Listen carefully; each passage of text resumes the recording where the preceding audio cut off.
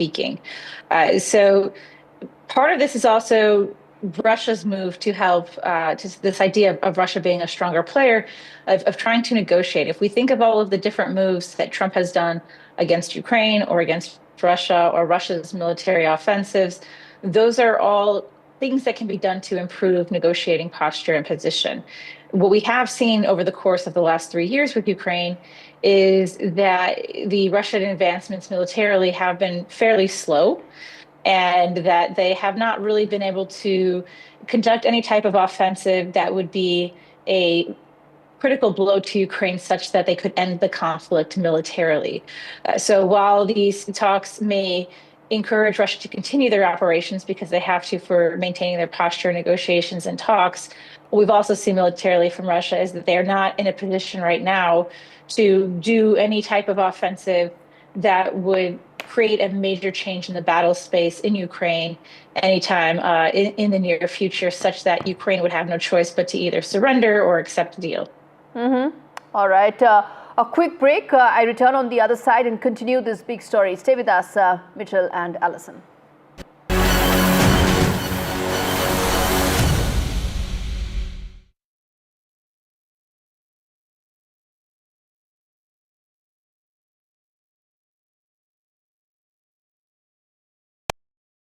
Mohit, you are known for your music. All your films, musics stay with us till today. I'm a millennial and those music are kind of music. So whenever we say Mohit Suri film aa raha hai, we know the music will be good, right? It's a given. So you really work hard. But is this always like how you create your music? You need everything in place, the mood, the lighting, even when the person is in the studio and just singing. And also, how did you select your musicians that this person's voice is perfect for this song? That's what I think, the amount you give to a song, that's how long it will last, I think. Everyone does the programming, everyone writes the words, everyone makes the thing. But the thing is how much you give, how much of heart you give to the lyrics or to the music or to the melody or to the singing. That's how long the song will last, is what I genuinely feel. If you don't give that love, you're not going to get it back. It's just a simple debit and credit procedure, I think, with the audience. I genuinely feel I don't have any special skill. I don't know any scale or anything else. It's just that I enjoy that process a lot. Give me an evening to just go for a film party or something, I'll skip it. But you give me like a struggling musician to go who has a great tune, some new guys, chill all night with them. I can do that. I can just sit there, make music and stuff like that. We just did that recently. Fahim came down. He just surprised us, and we met in my Bandra office. And Han was there, Aneet was there, and he made me hear his other songs and stuff like that. But it was it's so much fun, because I just think making music. Film you still get to see something. Yeah. I think music is so amazing. You don't need to see anything. It's in the air, and suddenly it just comes together, and it's just, you can just feel it. And something you hear makes you feel something. It's just magical. NDTV 24/7 is India's #1 English news channel on YouTube. Credible, compelling, always ahead of the curve. Thank you for choosing NDTV 24/7 as your trusted source for news. If it matters to you, if it matters to you, if it matters to you, it matters to India. It matters to India. And it matters to me. And it matters to me. India Matters with Shivaru, only on NDTV 24/7. Vanakkam Tamil Nadu. Well, the battle for Tamil Nadu 2026 is open now. After Chief Minister Stalin rolls up his sleeves and Vijay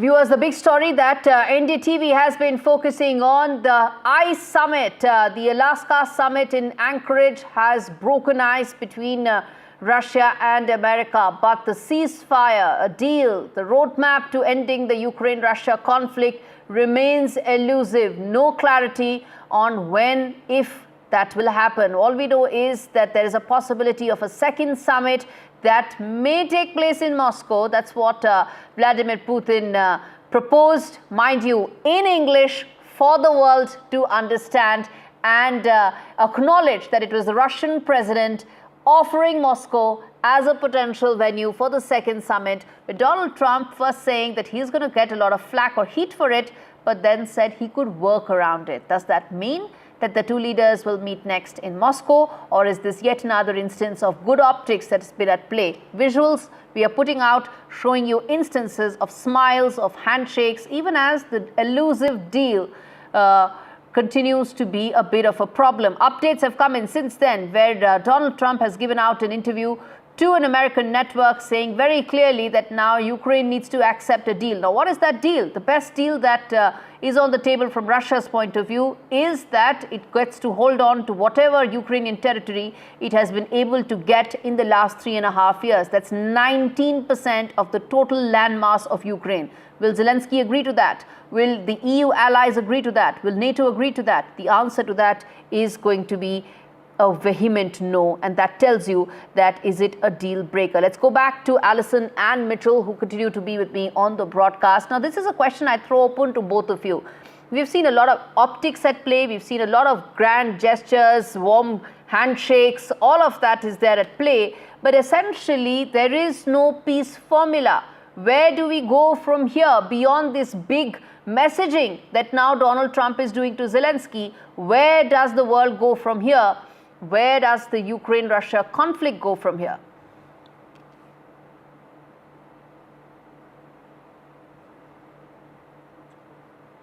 Michelle, start first. Yeah. Well, okay.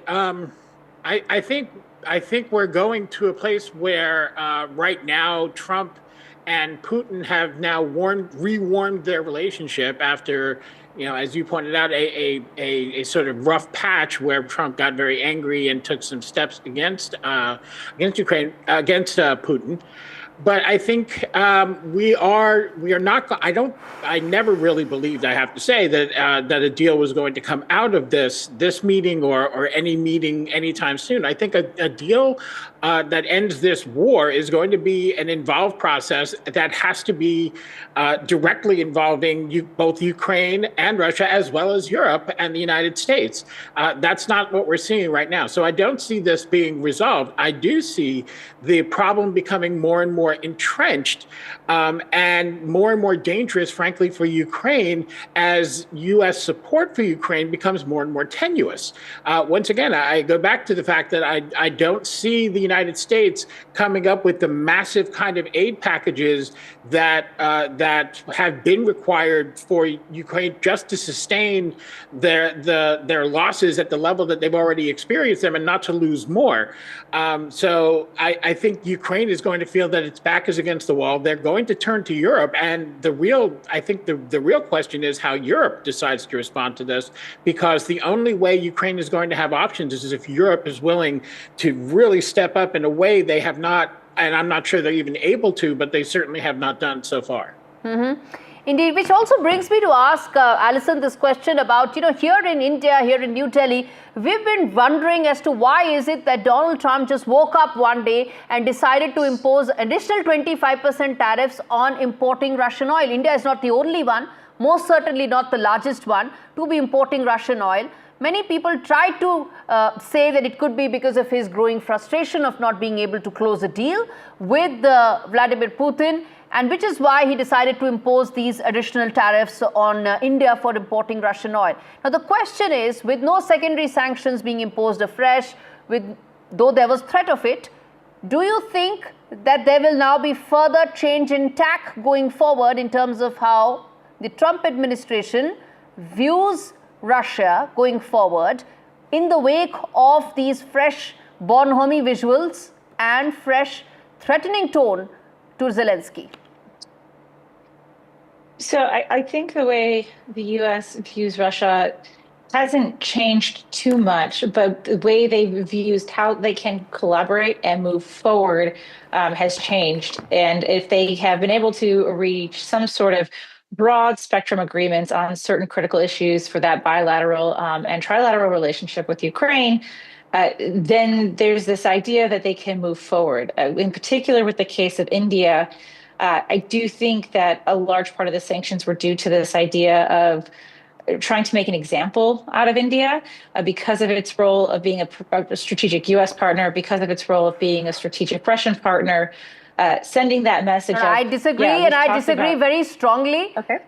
Which is that, this business of trying to make an example out of India is not going to work, because this also just exposes American hypocrisy. The fact that you tried to do this with China, it came back. They've also imposed their fresh tariffs on America. There's not a word on EU because you cannot do anything about it. EU imports the maximum amount of Russian oil and natural gas as well. So this just exposes hypocrisy on the Trump administration's part, and also the fact that India has responded. We are not going to agree to any trade deal till the time it is on our terms. It's as simple as that. So I take the part in terms of how this is likely to shape up the Trump administration's view going forward, but I disagree on the statement that you made with regard to India. On that note, stay with us. We're going to take a quick break. We return with more updates and developments on this big story that we're tracking. Stay with us, viewers.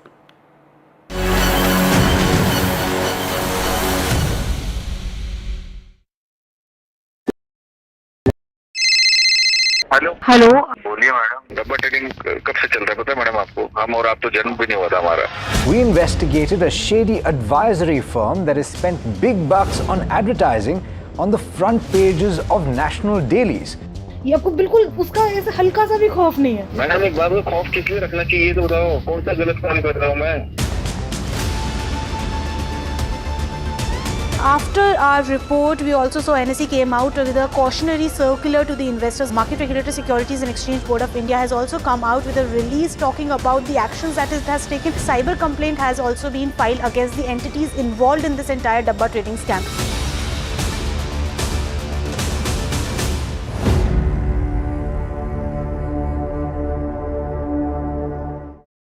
Is your business future ready? Join the 13-week strategic ESG certification program for business sustainability and growth for CXO and business leaders by NDTV, Terry and Zenora. Master global ESG frameworks, gain real-world tools and lead with impact. Starts August the 23rd. Enroll now and power your business with sustainability.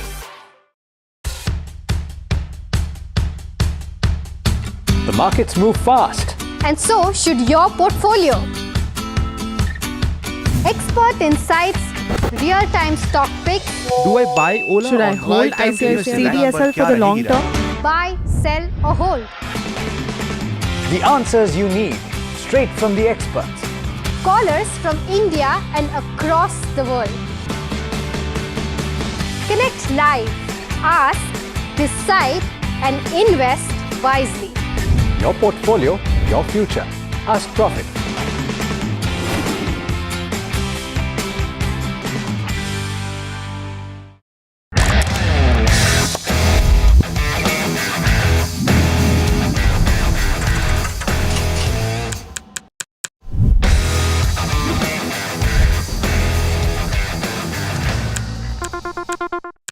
And that's why it's being said that after Kahuna Pyare, this is the film that has got two superstar debutants who are becoming superstars. But what was this faith that you had on these two that that shows on screen? You don't plan to make a blockbuster. You plan to make a good film. And that's what I think they never let me, they didn't put that pressure on me to live up to. They never gave me a number that we have to hit or a so-called figure that I have to open to. There was all these trappings were just not there, which normally producers do end up putting that pressure. Then you make wrong things. Then you add a song for a shadi song, add a Punjabi song. All these trappings were not there in this film. They were like, just go there and make your film. do this script, we love this script and make it honestly. And I think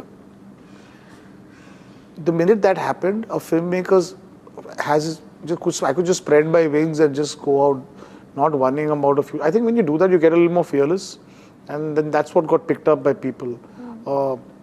So I cast appropriate for the film. I didn't cast thinking. I cast what felt right. You were saying that you are going to say no to him. Yeah.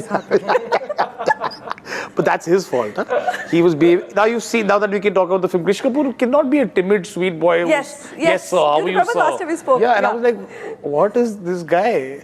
He was a sweet boy, and then by the end of the night, I could see the boisterous self, and I could see the Krish Kapoor who could stand on top and say, don't forget this name, it's Krish Kapoor. So I think I was looking for that a bit. I needed a spark of that. Pulling us into this country. They argue, I conclude. They deflect, I drill down. Rather than stop. This isn't a free-for-all. It's a reckoning. No filler, no fog. Only the facts and where they lead. Every night at 9, the case closes because the buck stops here. Rajasthan is history, culture, and much more. And I have been reporting on all things royal for more than 25 years. The colors, the culture, and the complexities of the Northeast is different from the rest of the country. I have been bringing the Northeast closer to the capital for over 15 years. Madhya Pradesh is the heart of India, and I have been capturing its every beat for over 10 years, covering the corridors of power, what is said, what is left unsaid, and what it actually means for you and me. I have it all covered. Kashmir is often called paradise on earth, a region that has been in a state of flux from conflict to India's crowning glory. I have been reporting and decoding Jammu and Kashmir for last 3 decades. Mohit, you are known for your music. All your films, musics stay with us till today. I'm a millennial, and those music are kind of music. So whenever we say Mohit Suri film aa raha hai, we know the music will be good, right? It's a given. So you really work hard. But is this always like how you create your music? You need everything in place, the mood, the lighting, even when the person is in the studio and just singing. And also, how did you select your musicians that this person's voice is perfect for this song? That's what I think, the amount you give to a song, that's how long it will last, I think. Everyone does the programming, everyone writes the words, everyone makes the thing. But the thing is how much of heart you give to the lyrics or to the music or to the melody or to the singing. That's how long the song will last, is what I genuinely feel. If you don't give that love, you're not going to get it back. It's just a simple debit and credit procedure, I think, with the audience. I genuinely feel I don't have any special skill. I don't know any scale or anything else. It's just that I enjoy that process a lot. Give me an evening to just go for a film party or something, I'll skip it. But you give me like a struggling musician to go who has a great tune, some new guys, chill all night with them. I can do that. I can just sit there, make music and stuff like that. We just did that recently. Fahim came down. He just surprised us, and we met in my Bandra office. And Ahan was there, Aneet was there, and he made me hear his other songs and stuff like that. But it was it's so much fun, because I just think making music. Film you still get to see something. Yeah. I think music is so amazing. You don't need to see anything. It's in the air, and suddenly it just comes together, and it's just you can just feel it. And something you hear makes you feel something. It's just magical. NDTV 24/7 is India's #1 English news channel on YouTube. Credible, compelling, always ahead of the curve. Thank you for choosing NDTV 24/7 as your trusted source for news.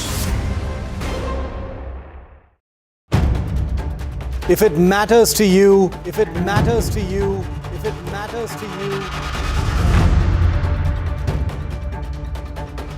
It matters to India. It matters to India.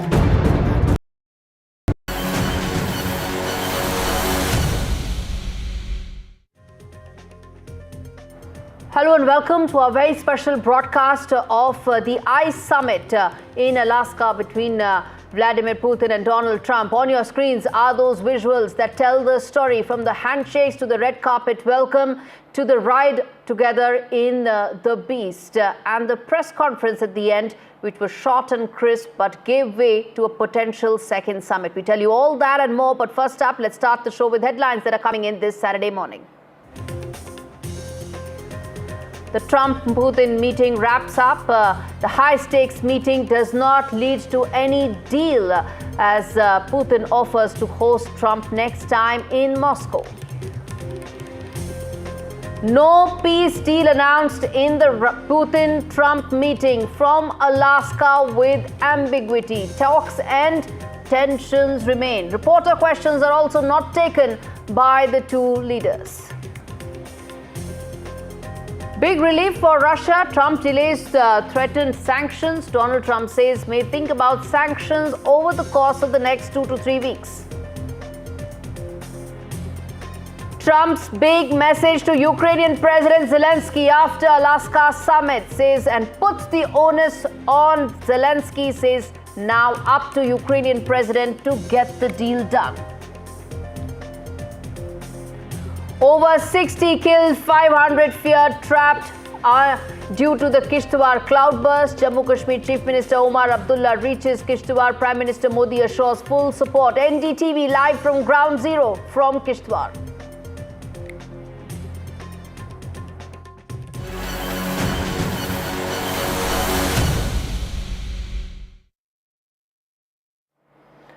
Big story, viewers.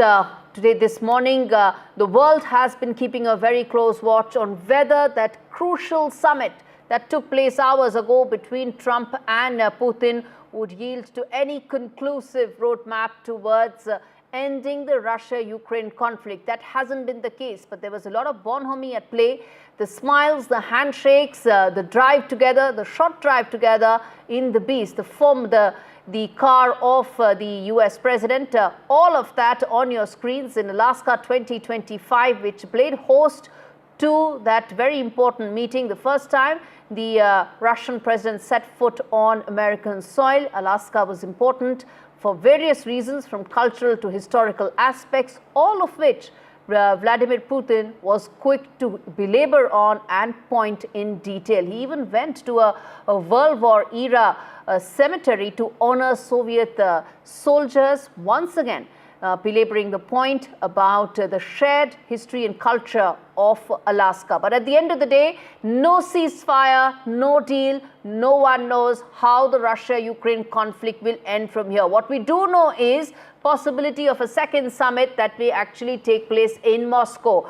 To get all the optics right, Russian president suggested the meeting to be in Moscow in English for the world to take note of. Let's first play out some of those important sound bites of what really happened at that press conference, and then we decode this in greater detail. Let's start with Donald Trump and the big headline that came out of it, which is that there is no deal till the time there's actually one.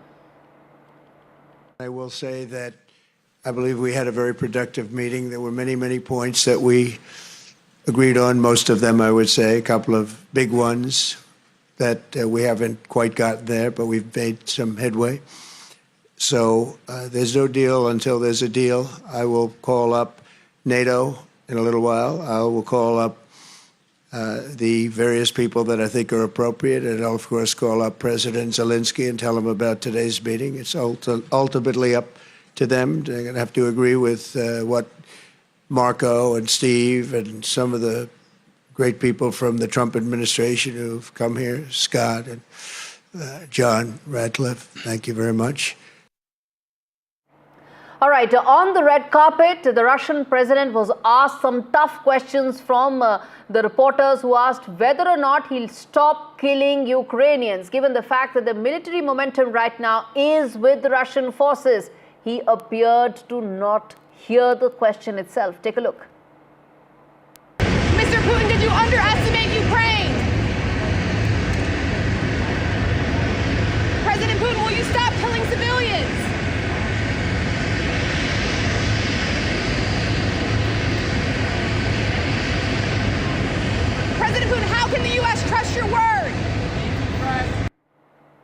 All right, let's play out snippets of that very important press briefing that took place earlier in the day. The two leaders made statements, did not choose to take any questions from reporters. Listen into some of the highlights of that press briefing.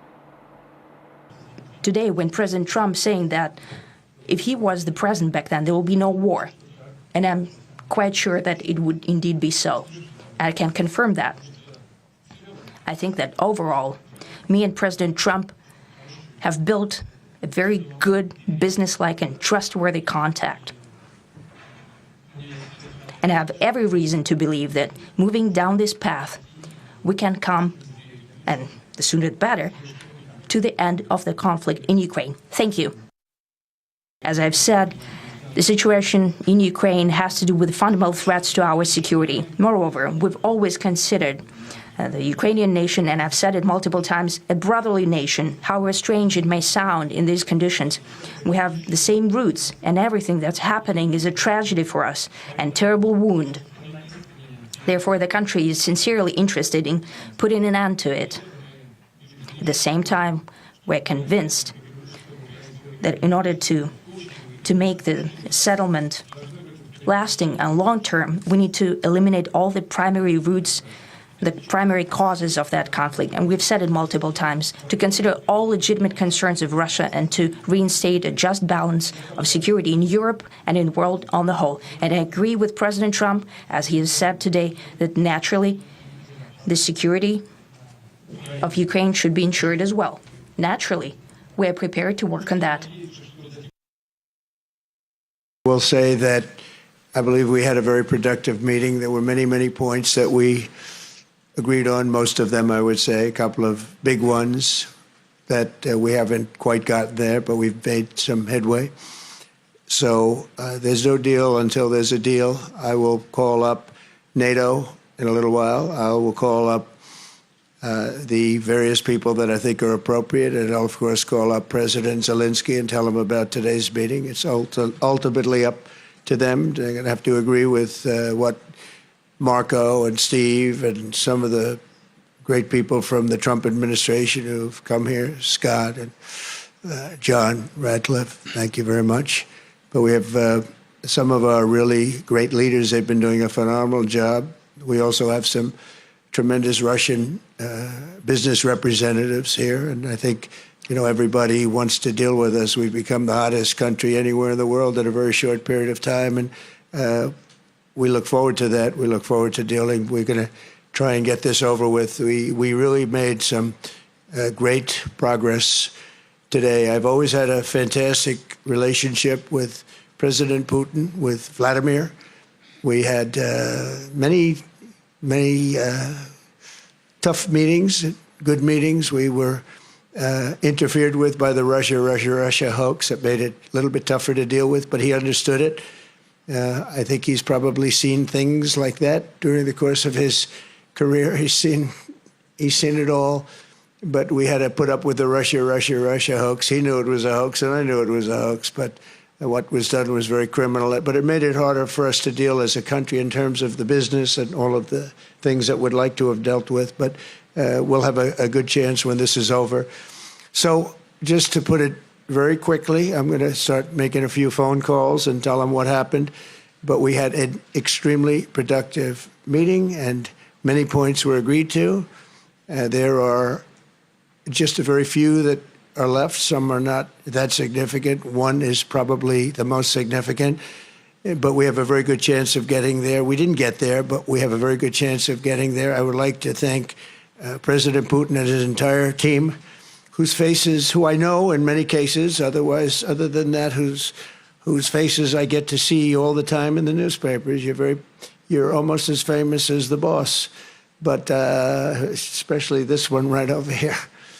But we had some good meetings over the years, right? Good, productive meetings over the years, and we hope to have that in the future. But let's do the most productive one right now. We're going to stop really 5,000, 6,000, 7,000, thousands of people a week from being killed, and President Putin wants to see that as much as I do. So, again, Mr. President, I'd like to thank you very much, and we'll speak to you very soon and probably see you again very soon. Thank you very much, Vladimir. Next time in Moscow. Oh, that's an interesting one. I don't know. I'll get a little heat on that one, but I could see it possibly happening. Thank you very much, Vladimir. And thank you all. Thank you. Mr. President, I'd like to thank you very much, and we'll speak to you very soon and probably see you again very soon. Thank you very much, Vladimir. Next time in Moscow. Oh, that's an interesting one. I don't know. I'll get a little heat on that one, but I could see it possibly happening. Thank you very much, Vladimir. And thank you all. All right, that was President Trump, where he made it clear that he would get heat for going to Russia, but he also said that he could work around it. Let's now get in Maha Siddiqui, my colleague who's been on ground covering the summit in Anchorage in Alaska, giving us a lowdown of what really happened and how things look from here on.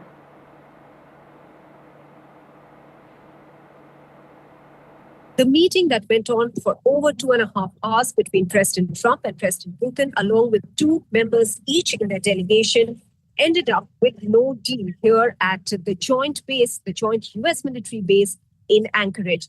This meeting, which was quoted as a high-stakes meeting which was highly anticipated, ended up with no deal or ceasefire. And President Trump said, till there is a deal, there is no deal, which means that now the delegations and specifically President Trump himself, he said, will be talking to NATO and the Ukraine president, and therefore, after that, take the talk forward. He did mention that there were some points on which there has been an agreement. However, there is one critical point on which they could not reach an agreement. They were close to it. What this point is was not outlined by either side in a joint press conference that took place with President Putin starting the press conference rather than President Trump, who's the host of the meeting over here. Meanwhile, President Trump also called the meeting extremely productive and indicated that this could perhaps lead to further meetings if once he speaks to the Ukrainian president and NATO and tells them about what has transpired in this meeting to see whether there is any forward movement, any next meeting that can take place. And President Putin, in fact, when there was a conversation about President Trump and President Putin meeting, indicated that the next meeting between them could happen in Moscow.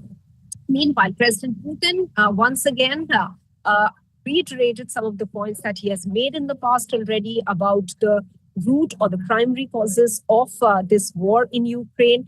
He's already spoken about that in the past, and some of these aspects have not been brought by the Europeans. They say that the issue of Ukraine becoming a member of NATO was not one of the reasons or motives for Russia's aggression of Ukraine. Now, if that is one of the root causes that President Putin has pointed out today, then the impasse will continue because that's an argument that has already been made and not brought by Europe or even Ukraine. Moreover, President Trump also spoke about the issues between Russia and the United States. President Putin also mentioning that these two countries specifically had a lot that could take them forward in having or forging economic deals, trading better in the tech sector specifically is one he mentioned. So was this meeting only about Ukraine, or was the agenda also encompassing bilateral issues between US and Russia? It appears from what they said during the press conference that even that was an aspect that was discussed. So there were several issues that were discussed during this meeting. There were optics that played out, which will be discussed constantly. For instance, the red carpet, the handshake on the red carpet between the two leaders. President Putin being given a ride by President Trump in his car, the Beast, and also the big smile on President Trump's face when there was a photo op just before the meeting. All these aspects will be keenly discussed and analyzed, but the big question is, will this lead to a next meeting between the two sides, and can that ultimately end the war in Ukraine? In Anchorage, this is Maha Siddiqui for NDTV. We also spoke with Maha on the optics part of it, and that in fact is a very important and a crucial part of messaging and something that Putin went an extra mile to ensure that he got all of it right, whether it is about the red carpet welcome, the bonhomie, riding the beast, to also getting to speak ahead of Donald Trump. When was the last time you actually had a foreign leader getting to speak before the host leader? Very rarely does that happen. Maha tells us the significance of those optics and play and how should one be reading those. The optics of this meeting are going to be discussed for some time to come, especially because of many reasons that have cropped up during this meeting between President Vladimir Putin and US President Donald Trump. Starting off with the choice of the venue itself, this being a US joint military base and a very strategic one that in fact displays the power of America in this region, in this Arctic region. For that to host the Russian President Vladimir Putin in itself was something that was being discussed by many, including the people in Alaska itself. And the optics that played out today, starting with a red carpet, a warm handshake on the red carpet, not just one handshake, but two, one for the camera as well. And then that being led to a ride that was given by President Donald Trump to President Vladimir Putin in his car, the Beast, to the venue. And finally, the broad smile of President Donald Trump just before the meeting of the two leaders started, along with their delegation of two leaders each. All these optics are going to be discussed for some time to come, as well as the fact that President Putin made an offer to President Donald Trump to have a meeting in Moscow. And President Trump responding by saying that this is going to generate a lot of heat, but perhaps it's possible. So all these issues, considering the past relationship between the US and Russia, the Cold War period that not many have forgotten, all this playing up into the meeting today that took place in Anchorage in Alaska. Now let's talk about the developments that have happened ever since that summit concluded. Donald Trump has already put out a statement. In fact, in an interview that he gave to an American network, he said that the onus now lies on the Ukrainian president to close it. Now, what does that mean? Going into this summit, there was a huge apprehension, particularly in Europe, that not only is Ukraine not part of any discussions, there could be some pressure for Ukraine to give up the territory that is currently under Russian control. Now, that adds up to about 19% of total Ukraine territory. Now, if that happens, how is that likely to pan out in terms of any potential solution? Because this is a deal breaker. Let's listen in to what exactly Donald Trump said in terms of why this is now Zelensky's headache to close the deal. I mean, we were together almost 3 hours, and it was very extensive, and we agreed on a lot of points. I mean, a lot of points were agreed on. But there's not that much. There's, one or two pretty significant items, but I think they can be reached. Now it's really up to President Zelensky to get it done. And I would also say the European nations, they have to get involved a little bit, but it's up to President Zelensky. I think we are, and if they'd like, I'll be at that next meeting. They're going to set up a meeting now between President Zelensky and President Putin. And myself, I guess, I didn't ask you about it. Not that I want to be there, but I want to make sure it gets done. And we have a pretty good chance of getting it done. That is a very important takeaway in terms of what Donald Trump now sees as the future of closing in and ending the conflict between Russia and Ukraine. Now, going into this summit, there was hard posturing from Trump's side, where he said that if Russia doesn't agree, there'll be very hard consequences. Devastating consequences was the kind of messaging that Donald Trump gave to Russia ahead of that meeting. But there's been a complete change of stance after over 2.5 hours when the two leaders spoke at length, the longest they have face-to-face. There's been a complete change in tack, with now Donald Trump saying that Ukraine will have to then identify and close that deal. Now, the other big story, the other big takeaway of this is that he has delayed the sanctions that he spoke about earlier.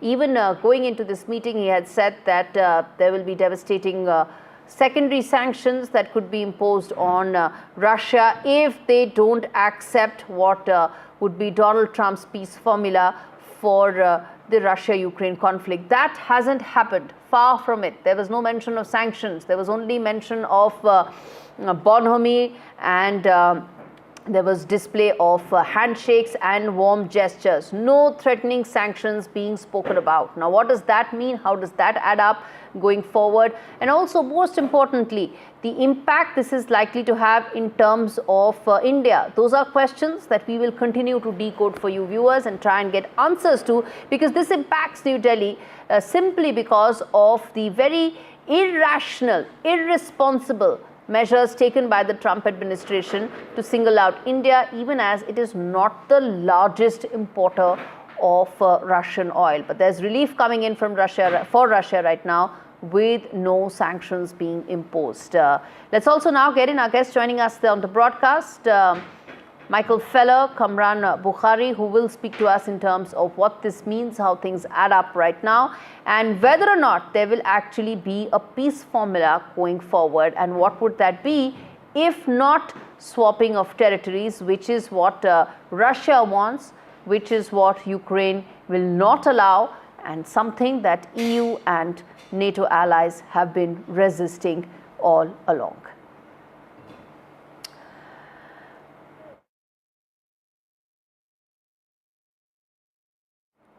All right. Before we get in, Michael, as well as Kamran Bukhari, let's tell our viewers in terms of the 5 big takeaways that are there. The first and foremost takeaway of this summit today. First, the positive signs, but no deal. Now, this is something very important. As we've been talking about the body language, that's been extremely positive, but there's no deal on the table. Let's remember that.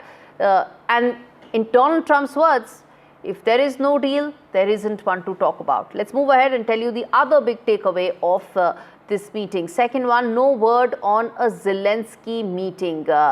Going into the summit, Donald Trump had said that the second summit would have Zelensky as well.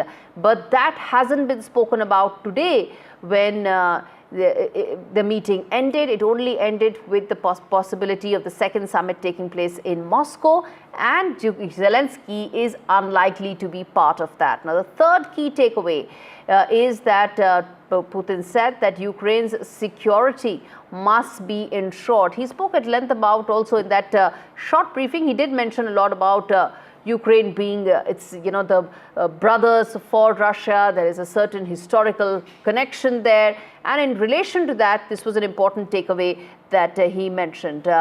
In fact, if we have, I believe we also have the RT stand-up. We also have a short walkthrough that has been done by Russia Today's correspondent Igor Piskunov to talk more about what this means, the takeaways that we are talking about here. Let's listen into what Igor had to say. We come back and talk more on this.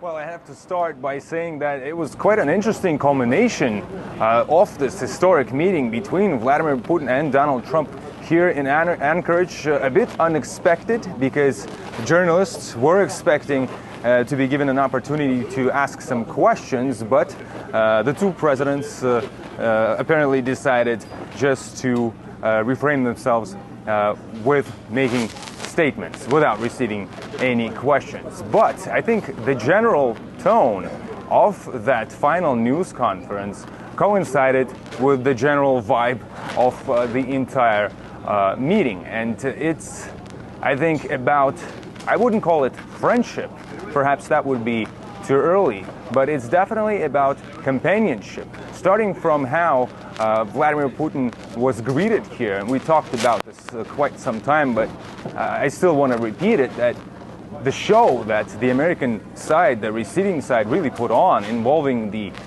fighter jets accompanying Putin's plane and then the simultaneous exit of both presidents from their airplanes on their airstrip, them walking towards one another, shaking hands, smiling, having a small conversation, and then suddenly and unexpectedly Donald Trump asking Vladimir Putin to get into his car and then driving him off to start that official part of the meeting. So there's a lot of unexpected events happening here, and I think in that sense, the final news conference also coincided with that atmosphere.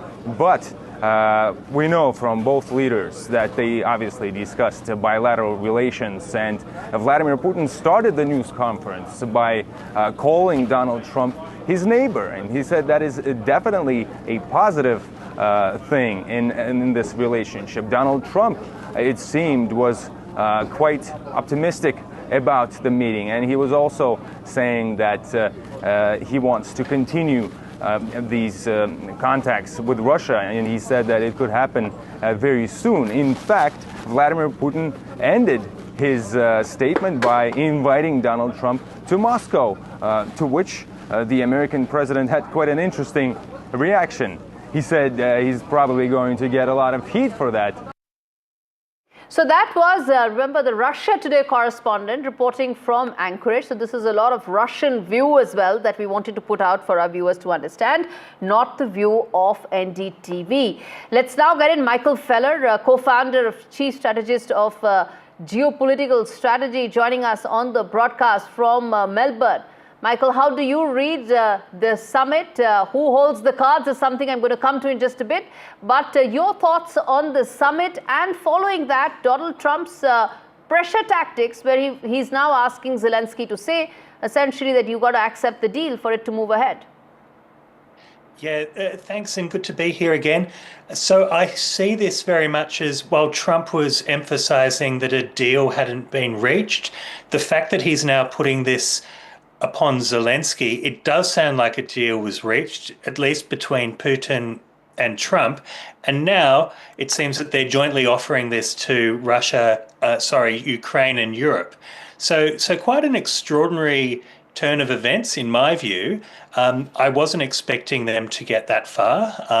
Trump, of course, was describing this initially as a listening meeting to feel out Vladimir Putin, but it seems that in their 2.5 hours alone in a room, they seem to have prepared some kind of joint proposal for Zelensky. So yeah, we'll see in the days ahead. Mm-hmm. Days ahead, there seems to be, and also some reports indicate, Michael, that it was actually Russia's peace formula that came up on the table for discussions, or could be potentially the starting point. If that were so, if I'm saying, because we don't have a formal word on that, there are reports indicating that, if that were the case, that it was the Russian formula that was the starting point of negotiations, that itself gives Russia an upper hand in the conflict negotiations and resolution, doesn't it? Yes, it would be very worrying in Kiev and Brussels that Russia's formulation, which has been fairly consistent over the last year or so, essentially Crimea plus 4 oblasts in the east, plus NATO's exit from Ukraine, Ukraine's neutrality. That's not a good deal from Zelensky's perspective, I would think. And further, it would require Zelensky to hold a referendum for constitutional change to give up those territories. And presumably at the same time, we would see a Ukrainian presidential election. So, yeah, I wouldn't be too happy if I were him.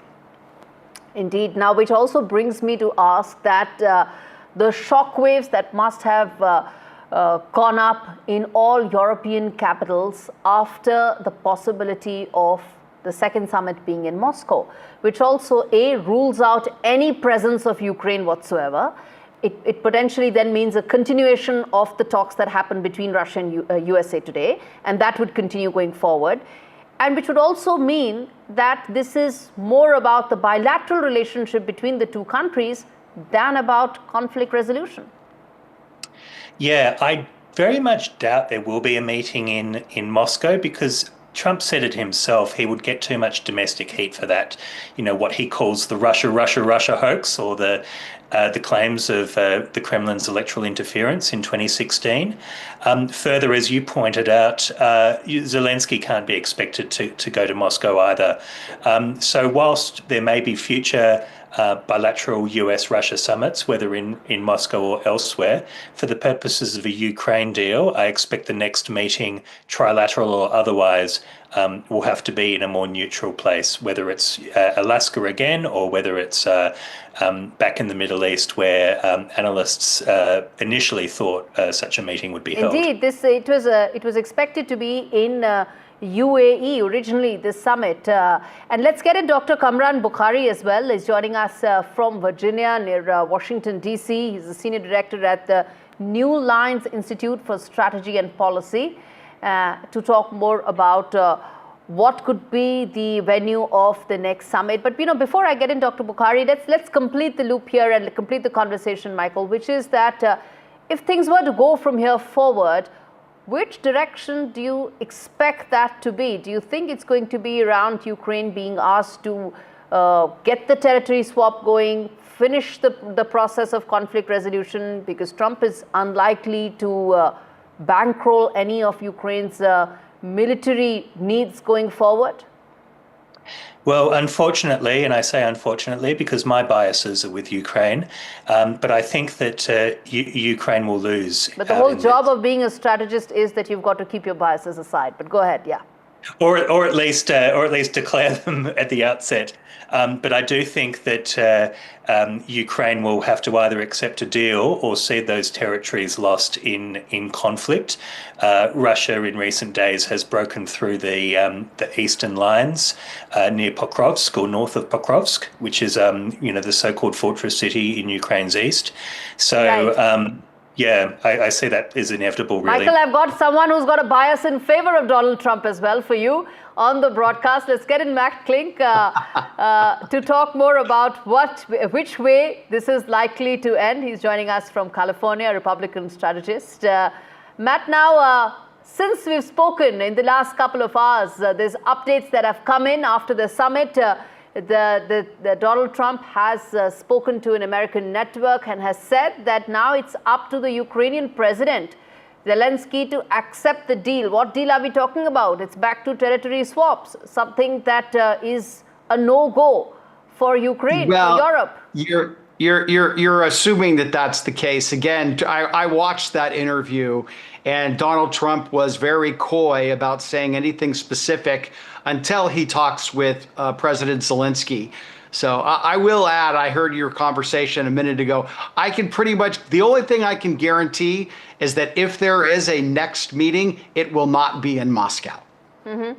Okay, so we're not talking about the fact that Moscow may or may not be the case. That has its own set of caveats. But I want to focus on how this war is likely to end.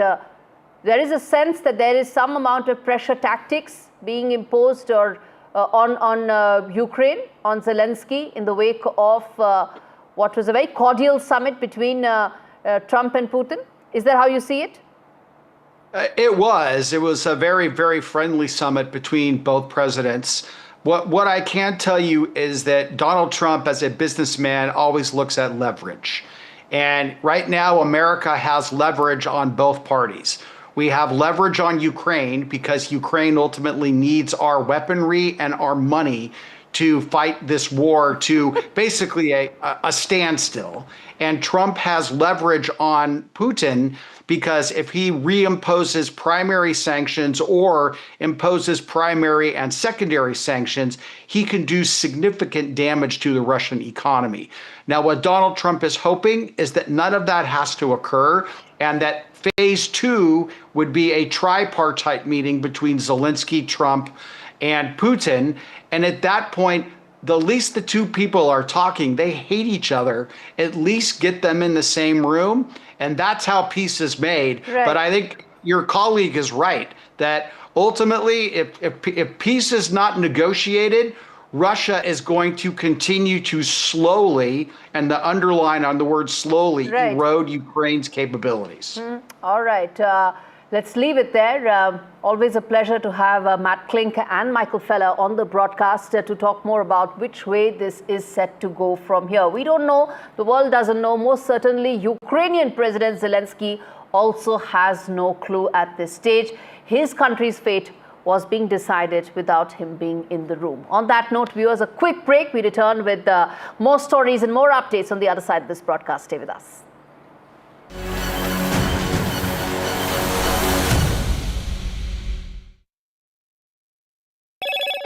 Hello, Moto. Moto G96 5G. All eyes on you.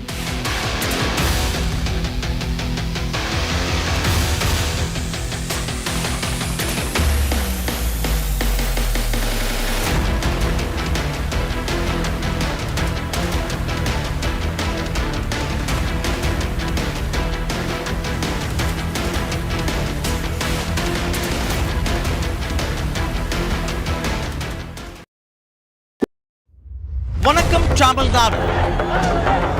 Well, the battle for Tamil Nadu 2026 is open now.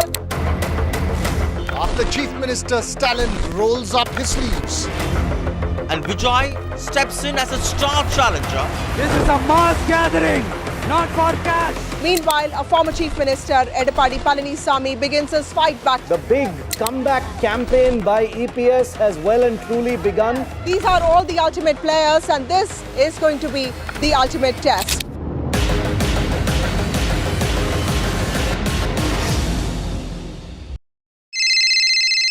Hello बोलिए madam, डब्बा trading कब से चल रहा है पता है madam आपको? हम और आप तो जन्म भी नहीं हुआ था हमारा. We investigated a shady advisory firm that has spent big bucks on advertising on the front pages of national dailies. ये आपको बिल्कुल उसका ऐसे हल्का सा भी खौफ नहीं है. मैडम एक बात को खौफ किस लिए रखना चाहिए तो बताओ, कौन सा गलत काम कर रहा हूँ मैं? After our report, we also saw NSE came out with a cautionary circular to the investors. Market Regulator Securities and Exchange Board of India has also come out with a release talking about the actions that it has taken. Cyber complaint has also been filed against the entities involved in this entire dabba trading scam.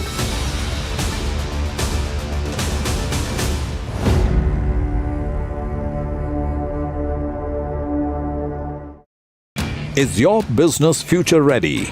Join the 13-week strategic ESG certification program for business sustainability and growth for CXO and business leaders by NDTV, Terry and Zenora.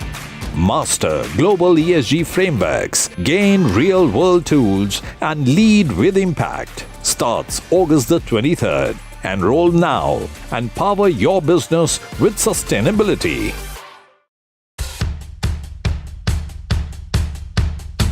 The markets move fast. And so should your portfolio.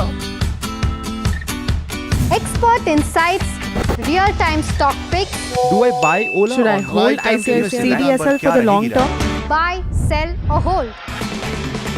The answers you need, straight from the experts. Callers from India and across the world. Connect live, ask, decide and invest wisely.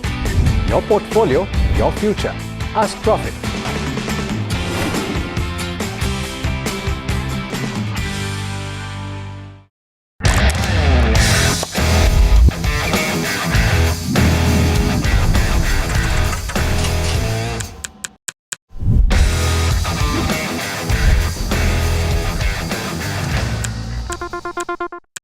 And you know, that's why it's being said that after Kaho Na Pyare, this is the film that has got two superstar debutants who are becoming superstars. But what was this faith that you had on these two that you know that shows on screen? You know, you don't plan to make a blockbuster. You plan to make a good film.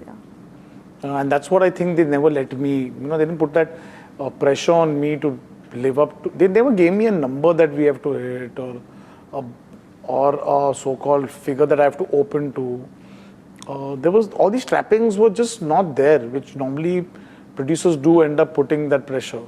You know, then you make wrong things. Then you add a song for a shadi song, add a Punjabi song. All these trappings were not there in this film. They were like, just go there and make your film. Do this script. We love this script and make it honestly. And I think the minute that happened,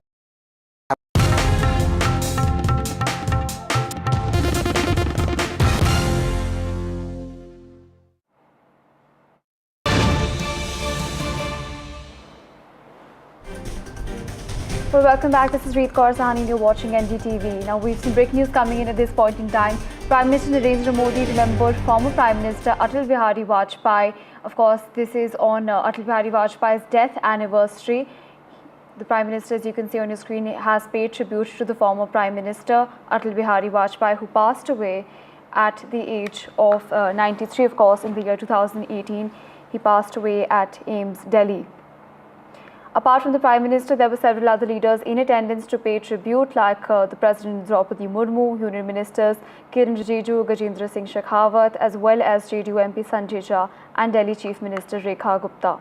Remember, Atal Bihari Vajpayee was one of the tallest leaders of Indian politics and a founding member of the Bharatiya Janata Party, and passed away at the age of 93 on the 16th of August in 2018. Well, on this, we have my colleague Himanshu joining us on the telecast. Well, of course, Himanshu, the PM has paid tribute to the late former Prime Minister Vajpayee. Help us understand the legacy of the former Prime Minister Vajpayee. How instrumental has he been in shaping BJP to become what it is today? He was the first BJP Prime Minister, and we do know that he is seen as a leader who made the experiment in coalition politics successful. There was a time when more than 25 parties were part of his coalition, and he was seen as a man who could unite India. He was seen as a leader who had friends and who was respected across the political spectrum.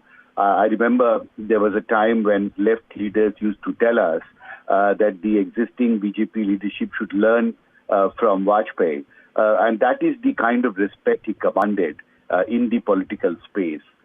First Prime Minister, awarded with Bharat Ratna later, and he actually, in a way, showed that it was possible to run a coalition government in India, and he was Prime Minister for 6 years. I have had the privilege of traveling with him to a few countries, and with the conversations that we always had with the Prime Minister, he was, as a very forthright leader, a great communicator, who would not hide things. He would like the world to debate with him. He was very open with his ideas. And that is the reflection that we see today on his Punyatithi, when at his memorial at Sadaiv Atal, several leaders, Prime Minister, President, Lok Sabha Speaker, several union ministers, BJP top leaders. He shaped many lives in the political space. And the kind of respect that Vajpayee commanded can be seen now on his Punyatithi. And Prime Minister Modi, in a post on X, has very categorically said that Vajpayee's dedication and spirit of service towards the all-round progress of India continue to inspire everyone in building a developed and self-reliant India. So he is a leader who continues to inspire the country, the top BJP leadership. Right, Himanshu, thank you so much for joining us and sharing those details with us.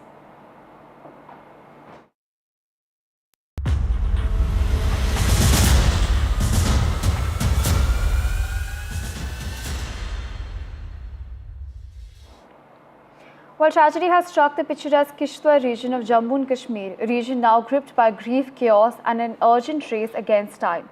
At least 60 people have been confirmed dead and at least 100 have been injured, with nearly 500 still missing after nature unleashed its fury. What was once a quiet mountainous district is now ground zero for one of the worst disasters in recent years. Rescue operations are in full swing. The Army, NDRF and local volunteers are braving treacherous terrain, unstable slopes as well as unpredictable weather to reach those who have been trapped. The Chief Minister as well as the Minister of State have rushed to the site overseeing relief measures, even as anguished families scour to makeshift shelters and hospitals for their loved ones. While our reporters are bringing you the latest from the ground, the visuals, voices and the human stories from Kishtwar, which every passing hour is critical. This, of course, is a story of resilience, loss and a desperate bid to save lives before it's too late. Well, on this is my colleague Shreya joining us on the telecast. Shreya, of course, I need to understand from you that, you are reporting from the impacted region, as we can see. Now, how are the rescue operations coming along? Well, Reed, I am right now in Jashodi village, which has left a trail of death, devastation and destruction, and intensified rescue operations are taking place. Right now I am with the pilgrims who went to the Mata Machel temple, and they were stuck there for almost 3-4 days, and now they are heading back to their home ground, back to Kishtwar town. And of course you can see the visuals of the JCB's heavy machinery that have been deployed for the rescue operation to take place. Let me tell you, 51 people have died, almost 160 people have been rescued, several of them are injured, over 200 people are still missing, and people are saying they're all buried under this debris which the officials are trying to clear at this point. In some time from now we will see Chief Minister Omar Abdullah coming and visiting the spot alongside Minister of State Jitendra Singh, and we can see the convoy is here, the officials are coming, but I will speak to the pilgrims first. भैया आप बताइए, आप कब इधर आए थे, क्या आपने देखा, कितने दिन से आप फंसे हुए थे?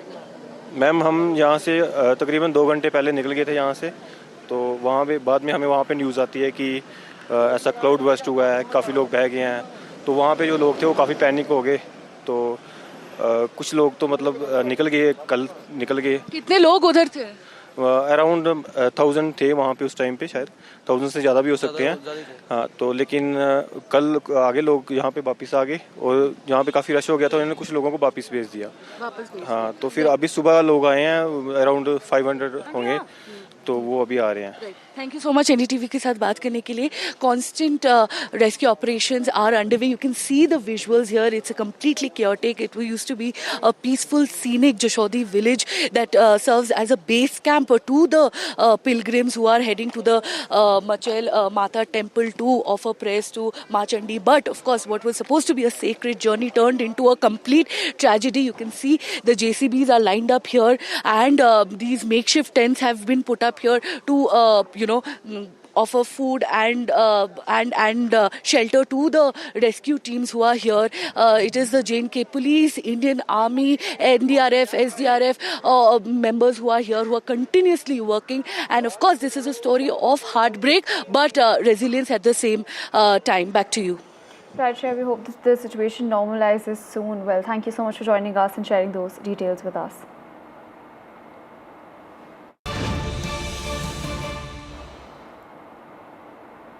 Well, tracking some breaking news at this point for you, the Indian Meteorological Department, or the IMD, has issued a red alert for Mumbai as the city grapples with waterlogging in several areas. Now, between August 15th and August 16th of this year, Mumbai recorded heavy rainfall with average total of 99.6 millimeters in the city. The BMC has advised residents to avoid stepping out unless necessary. Overnight showers have led to severe waterlogging in several parts of the city, including the Milan, Subway, Kurla, Chembur, Gandhi Market, as well as Andheri. Now, rain is expected to intensify in the Palghar from Sunday and continue till August 19th. Well, on this, we have my colleague Sujata joining us on the telecast. Sujata, how exactly is the situation looking like in Mumbai, and how has this impacted day-to-day functions of the city?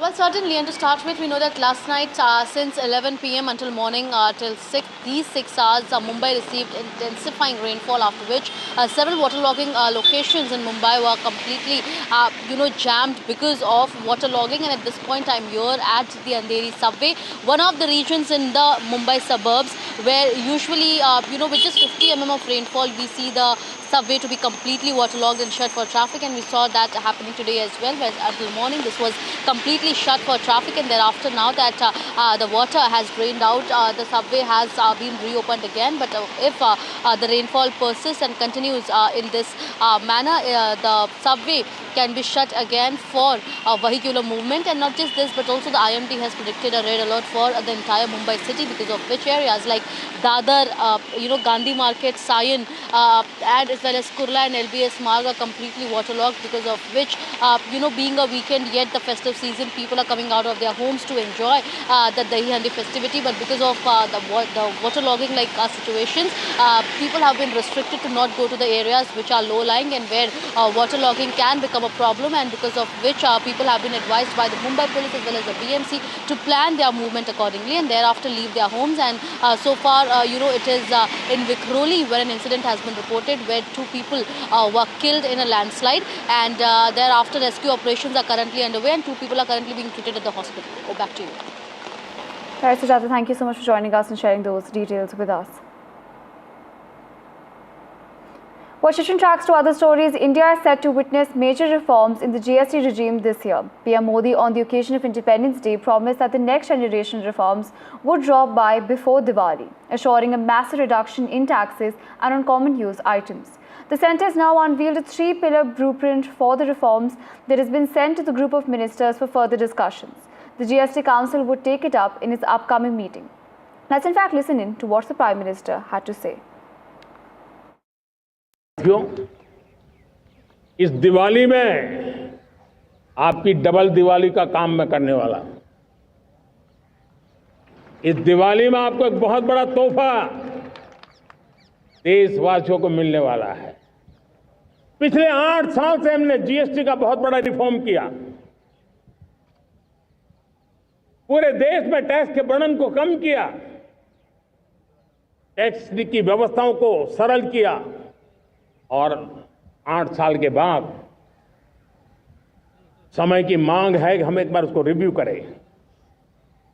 हमने एक high power committee को बिठा करके review शुरू किया, राज्यों से भी विचार विमर्श किया और मेरे प्यारे देशवासियों, हम नेक्स्ट जनरेशन जीएसटी रिफॉर्म्स लेकर के आ रहे हैं। ये दिवाली के अंदर आपके लिए तोहफा बन जाएंगे। सामान्य मानवीय की जरूरतों के टैक्स भारी मात्रा में कम कर दिए जाएंगे। बहुत बड़ी सुविधा बढ़ेगी। हमारे एमएसएमई, हमारे लघु उद्यमी, इनको बहुत बड़ा लाभ मिलेगा। रोजमर्रा की चीजें बहुत सस्ती हो जाएगी और उससे इकोनॉमी को भी एक नया बल मिलने वाला है। On GST reforms, Finance Ministry has sent a new proposal to the GOM of the GST Council. To talk more on this, I have with me economist Ved Jain. The sources have told us that Finance Ministry proposal includes reduction of GST slabs from the existing 4 to just 2. How do you see this? I believe this is a need of the hour, and GST was introduced way back on 1st July 2017 with a clear notion, one nation, one tax. And it was expected ideally that the tax rate will be uniform across the country, and by and large there will not be many slabs. But looking to the compulsion at that time, the collection was a major issue. There was a contingency whether we will be able to generate enough revenue to meet the challenges of the state and the center. So we have proposed 4 tax rates, 5, 12, 18 and 28, and then some extra sin goods, etc. out there. Now I think after 8 years, the GST collection has stabilized. It has improved drastically. We have a very good collections, and by the system has also stabilized, and tax evasion enforcement mechanism all are in place, and this is the right time to give a boost to the economy by bringing the tax rate down and restructuring in the manner there is a little confusion about the tax rate. Ideally, I believe the tax rate should not be more than 2. One is a merit rate, certain goods which needs some concession for daily day-to-day consumption for middle class, poor men. As regards to 28%, I am of the view that these are the sin goods. And for that few items, the government can always have a particular rate, higher rate, in order to discourage the utilization, in order to discourage people not to go to tobacco or some chewing gums or something like this. That is the proposal. I believe that's the idea basically should be there. Thank you very much for talking to NDTV. So the next challenge now before the centre will be to get the states on board on this major GST reform proposal. In Delhi with Sanjay Kaushik, Himanshu Shekhar for NDTV. Well, with that, we're slipping into a very short break. More news and updates on the other side.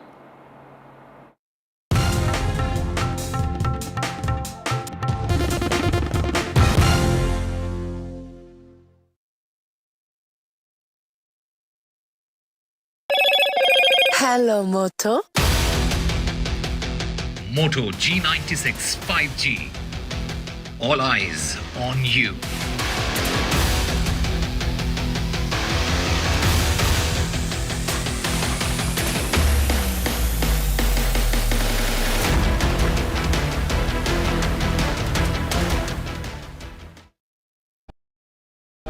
pulling us other into this opposition country. parties. They argue, I conclude. They deflect, I drill down. Rather than kissing. This isn't a free-for-all. It's a reckoning. No filler, no fog. Only the facts and where they lead. Every night at 9, the case closes because the buck stops here. Rajasthan is history, culture, and much more. And I have been reporting on all things royal for more than 25 years. The colors, the culture, and the complexities of the Northeast is different from the rest of the country. I have been bringing the Northeast closer to the capital for over 15 years. Madhya Pradesh is the heart of India, and I have been capturing its every beat for over 10 years, covering the corridors of power, what is said, what is left unsaid, and what it actually means for you and me. I have it all covered. Kashmir is often called paradise on earth, a region that has been in a state of flux from conflict to India's crowning glory. I have been reporting and decoding Jammu and Kashmir for last 3 decades. Mohit, you are known for your music. All your films, musics stay with us till today. I'm a millennial and those music are kind of music. So whenever we say Mohit Suri film aa raha hai, we know the music will be good, right? It's a given. So you really work hard. But is this always like how you create your music? You need everything in place, the mood, the lighting, even when the person is in the studio and just singing. And also, how did you select your musicians that this person's voice is perfect for this song? That's what I think, the amount you give to a song, that's how long it will last, I think. Everyone does the programming, everyone writes the words, everyone makes the thing. But the thing is how much you give, how much of heart you give to the lyrics or to the music or to the melody or to the singing. That's how long the song will last, is what I genuinely feel. If you don't give that love, you're not going to get it back.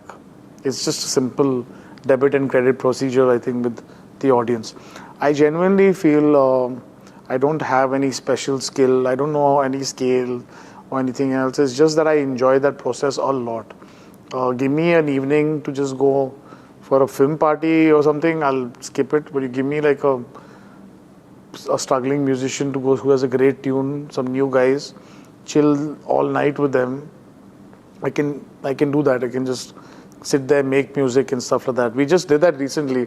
Fahim came down. He just surprised us, and we met in my Bandra office. And Han was there, Aneet was there, and he made me hear his other songs and stuff like that. But it was it's so much fun, because I just think making music. Film you still get to see something. Yeah. I think music is so amazing. You don't need to see anything. It's in the air, and suddenly it just comes together, and it's just, you can just feel it. And something you hear makes you feel something. It's just magical. NDTV 24/7 is India's #1 English news channel on YouTube. Credible, compelling, always ahead of the curve. Thank you for choosing NDTV 24/7 as your trusted source for news. If it matters to you, if it matters to you, if it matters to you, it matters to India. It matters to India. And it matters to me. And it matters to me. India Matters with Shivaru, only on NDTV 24/7. Vanakkam Tamil Nadu. Well, the battle for Tamil Nadu 2026 is open now. After Chief Minister Stalin rolls up his sleeves. And Vijay steps in as a star challenger. This is a mass gathering, not for cash. Meanwhile, a former Chief Minister, Edapadi Palanisamy, begins his fight back. The big comeback campaign by EPS has well and truly begun. These are all the ultimate players, and this is going to be the ultimate test.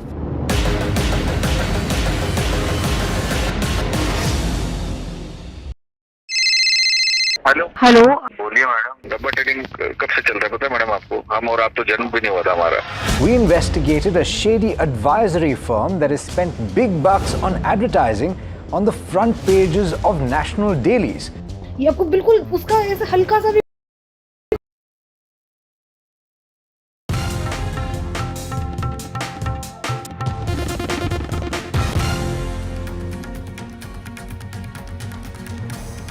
Hello and welcome to Sareet Kaur Sahani and you're watching NDTV. We've got an action-packed bulletin lined up just for you. But let's first take you through the headlines of the hour. Trump and Putin wrap up high-stakes meeting. Trump says no deal reached with Putin on Ukraine. Vladimir Putin also offers to host Trump the next time in Moscow. No peace deal announced in Putin-Trump meet from Alaska with ambiguity. Talks end and not the tensions.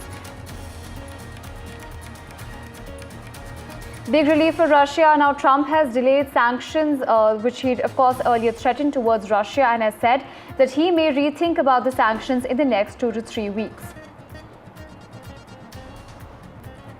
US President Donald Trump's message to Zelensky after the Alaska summit. Now Trump has put the onus on Zelensky and said that now it is up to Zelensky to get the deal done. Maharashtra rain, IMD issues red alert for Mumbai. Mumbai rain triggers landslide in Vikhroli, which has killed 2 people.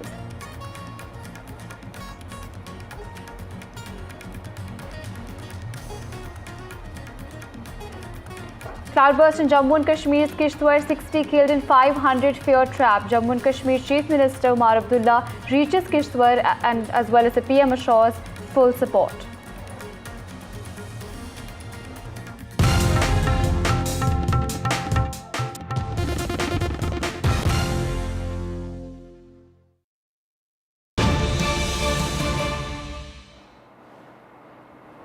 Well, tracking the top story of the hour for you, the Indian Meteorological Department or the IMD has issued a red alert for Mumbai as the city grapples with waterlogging in several areas.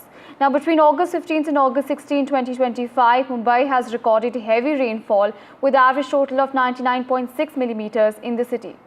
Now, the BMC has advised residents to avoid stepping out unless absolutely necessary. Overnight showers have led to severe waterlogging in several parts of the city, including the Milan subway, Kurla, Chembur, Gandhi Market, as well as Andheri. Rain is expected to also intensify in the Palghar from Sunday and continue till the 19th of August. Well, we have my colleague Sujata joining us live on the telecast. Now, Sujata, help us understand how the situation is looking in the city and how exactly has this hampered day-to-day life in the city of course.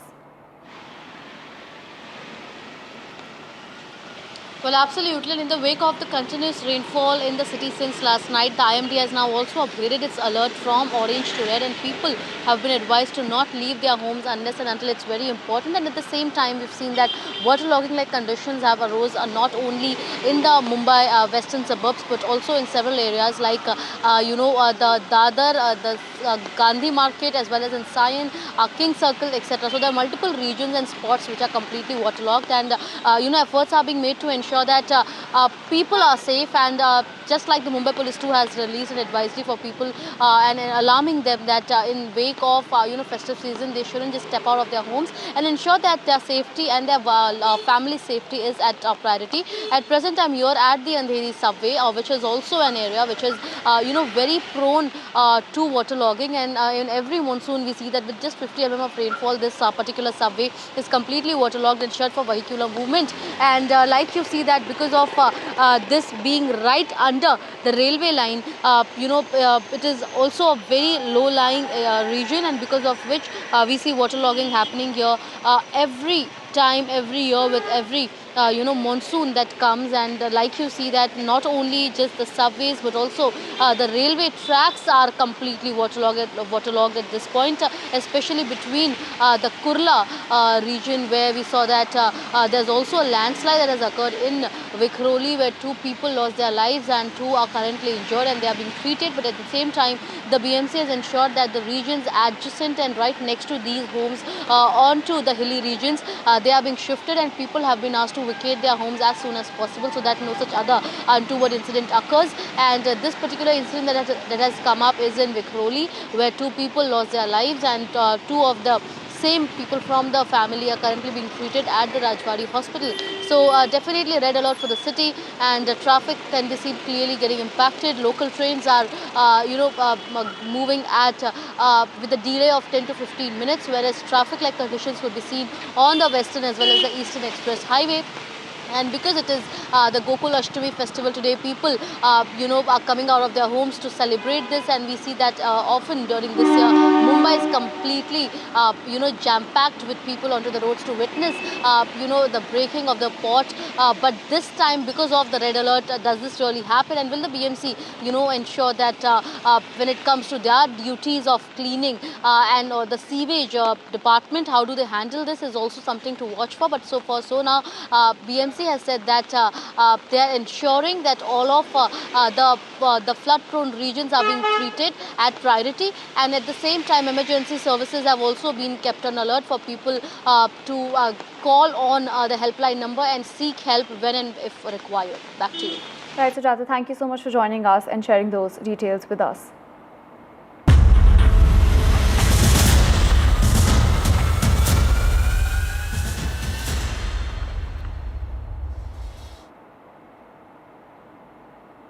Well, tragedy has struck the picturesque Kishtwar region of Jammu and Kashmir, a region now gripped by grief, chaos and an urgent race against time. Well, we're learning that the Jammu and Kashmir Chief Minister Omar Abdullah has just reached the site. At least 60 people have been confirmed dead and at least 100 people have been injured, and nearly 500 people are still missing.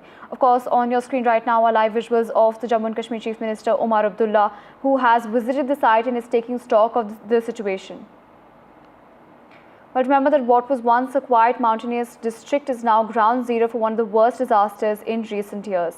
Like I mentioned, the rescue operations are in full swing. The army, NDRF and local volunteers are braving treacherous rain, unstable slopes as well as unpredictable weather to reach those trapped.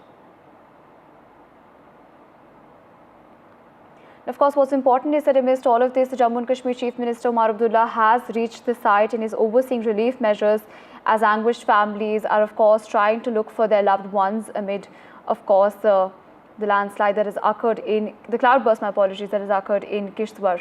Now, of course, NDTV has been reporting from the ground, and we're bringing you the voices, the latest visuals, as well as human stories from Kishtwar, where, of course, every passing hour is extremely, extremely critical. This, of course, is a story of resilience, loss, and a desperate bid to save lives before it's too late. Jammu and Kashmir Chief Minister Omar Abdullah, of course, on your screen at the moment. 60 के आसपास confirmed जो dead bodies हमें मिली हैं और लापता लोगों की अभी सही तादाद जो है वो उसको हम फिलहाल असेस कर रहे हैं, लेकिन बहुत बड़ा हादसा हुआ है। रेस्क्यू और रिलीफ का काम खत्म होगा तो इस पे भी हमें इंक्वायर करना होगा कि आखिरकार जब हमें मौसम के हालात के बारे में हमें वार्निंग दी गई थी, यहाँ तक के मेट डिपार्टमेंट ने ये तक कहा था कि गैर ज़रूरी जो है घूमना जो है वो बंद करें। उसके बाद क्या एडमिनिस्ट्रेशन की तरफ से कुछ कदम उठाए जा सकते थे जिससे कि हम ये कीमती जानें बचा सकें, उस पे ज़रूर हमें बैठ के जो है इस पे बातचीत करनी होगी। I am joined by R.S. Patania, who is just here meeting people and talking to them. Tell us, what is the latest? You have been here. On the directions of the Central Party High Command, today delegation led by BJP President Mr. Sat Sharma ji was here on a spot tour of the area. So we had tried to get the man ki baat of the people, how they have been affected, what exact measures do they want. Let's devise out a model. This is not the case that once we are pinched by tragedy, then we wake up. We should devise a model that such incidents do not happen. Even if such incidents happen, our preemptive measures should have been in place. One part. Secondly, so far as the relief and rehabilitation is concerned, we have ensured the local people. We have discussed the matter with the local administration also. We have transcended the message up to the top also. There was a weather advisory and then there was a cloud burst. Suddenly, so many people were around in a small space and everybody was swept away or buried under the mountains of this slush. And Sir, I think the establishment as well as the pilgrims both need to take a call on it.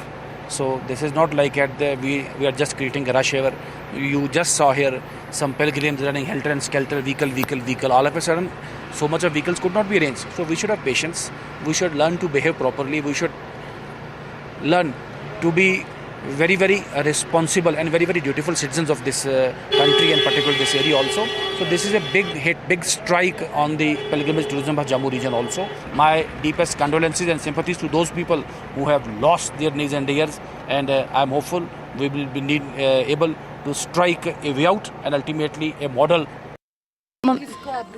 Mummy और बहन को हाँ जी अभी तक नहीं ये बहन यही कपड़े पहने हैं सेम ऐसे ही है सेम ऐसे ही बने हैं ऐसे ही मैम एक्चुअली उस टाइम पे क्या हुआ कि हमें कोई पता नहीं था जैसे हम बाहर से आए तो मैं भी इनके साथ आया क्योंकि मैं ये बैग बच्चे उठाए हुए थे चल इनकी हेल्प कर देते हैं मैम तो मैं वहाँ से आया मैम सोचा जैसे मैं इनको गाड़ी में चढ़ा रहा था जहाँ पे मैम लंगर लगा हुआ था इनको गाड़ी में चढ़ा रहा था मैम पता ही नहीं लगा एकदम मतलब ऐसे ना पहाड़ आ गया नीचे जैसे मैंने जैसे वो आगे देखा पानी आया तो मैम मैंने इसका हाथ पकड़ा और एक बच्चा था इसके साथ मैंने उसको गोदी में उठाया मैंने इनको वहाँ से भगाया जब इनको आगे छोड़ा मैम मैं वापस पीछे आया मैं खुद मैम देखो अभी तक मैम उन्हीं पोजीशन में मैं खुद मैम उसमें डब्बा हुआ था कल के उनको ढूंढने नहीं मिले 12 बजे रात को हम वहाँ से आ रहे हैं अभी सुबह 7 बजे लेके मैं दरबार वापस गया तो उनको ढूंढने के लिए अनाउंसमेंट करवाई हर चीज़ करवाई मैम अभी पता कोई नहीं चला वहाँ पे हमें देखने का मौका ही नहीं मिला कि हमने अपनी जान ही बड़ी मुश्किल से बचाई है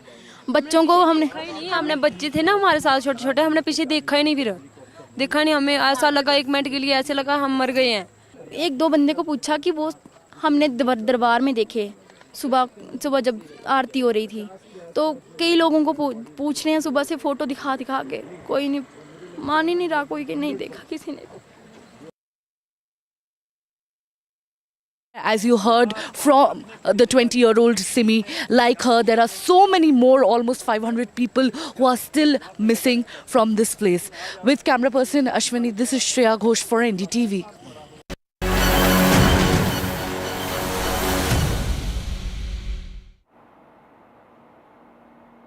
US President Donald Trump and Russia's Vladimir Putin met for about 2.5 hours on Friday at a summit in Alaska that started with a handshake, a smile and a ride in the presidential limousine. An unusually warm reception for a US adversary responsible for launching the largest land war in Europe since 1945. They later addressed a joint news conference after talking together with top advisors behind closed doors on efforts to end Russia's war in Ukraine. Now, Trump and Putin ended the joint press conference without taking questions or sharing details on talks of course, Ukraine's future. Now, US President Donald Trump said that him and Putin did not reach a deal to end Russia's war in Ukraine after a meeting on Friday, despite Putin saying that they had come to quote-unquote an understanding. As the two leaders offered scant details on what was discussed while heaping praise on one another. Let's in fact take a look at some of the reactions.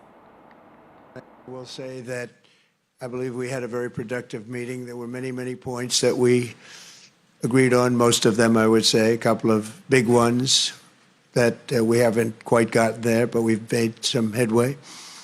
So there's no deal until there's a deal. I will call up NATO in a little while. I will call up the various people that I think are appropriate, and I'll, of course, call up President Zelensky and tell him about today's meeting. It's ultimately up to them. They're going to have to agree with what Marco and Steve and some of the great people from the Trump administration who've come here, Scott and John Radcliffe. Thank you very much.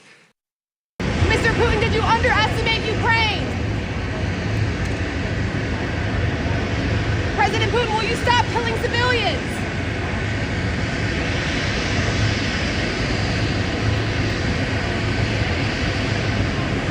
President Putin, how can the U.S. trust your word? Today, when President Trump saying that if he was the president back then, there will be no war. And I'm quite sure that it would indeed be so. And I can confirm that. I think that overall, me and President Trump have built a very good, businesslike and trustworthy contact. And I have every reason to believe that moving down this path, we can come, and the sooner the better, to the end of the conflict in Ukraine. Thank you. As I've said, the situation in Ukraine has to do with fundamental threats to our security. Moreover, we've always considered the Ukrainian nation, and I've said it multiple times, a brotherly nation, however strange it may sound in these conditions. We have the same roots, and everything that's happening is a tragedy for us and terrible wound. Therefore, the country is sincerely interested in putting an end to it. At the same time, we're convinced that in order to make the settlement lasting and long-term, we need to eliminate all the primary roots, the primary causes of that conflict. And we've said it multiple times, to consider all legitimate concerns of Russia and to reinstate a just balance of security in Europe and in the world on the whole. And I agree with President Trump, as he has said today, that naturally the security of Ukraine should be ensured as well. Naturally, we are prepared to work on that. Mr. President, I'd like to thank you very much, and we'll speak to you very soon and probably see you again very soon. Thank you very much, Vladimir. Next time in Moscow. Oh, that's an interesting one. I don't know. I'll get a little heat on that one, but I could see it possibly happening. Thank you very much, Vladimir. And thank you all. For tracking more on this story, Trump and Putin have concluded a very elliptical news conference in which both leaders offered little clarity on what they agreed upon or didn't.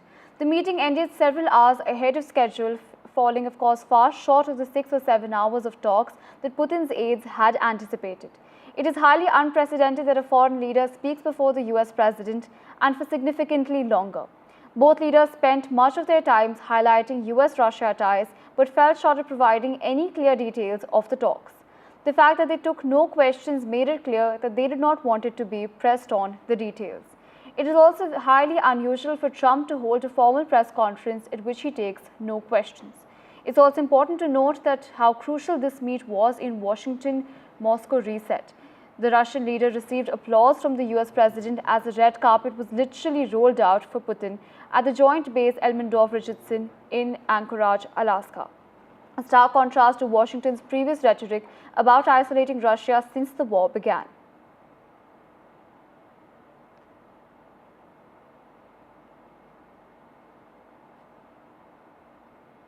While tracking more on this story, after his meeting with Russian President Vladimir Putin, which reached, of course, an inconclusive deal, the US President Donald Trump, in an interview with Fox, has hinted towards a trilateral involving him as well as the Ukrainian and Russian leaders. Further, he's also put on the onus of the peace deal onto the Ukrainian President Zelensky, saying that it was now up to him to get the deal done. Let's in fact listen in.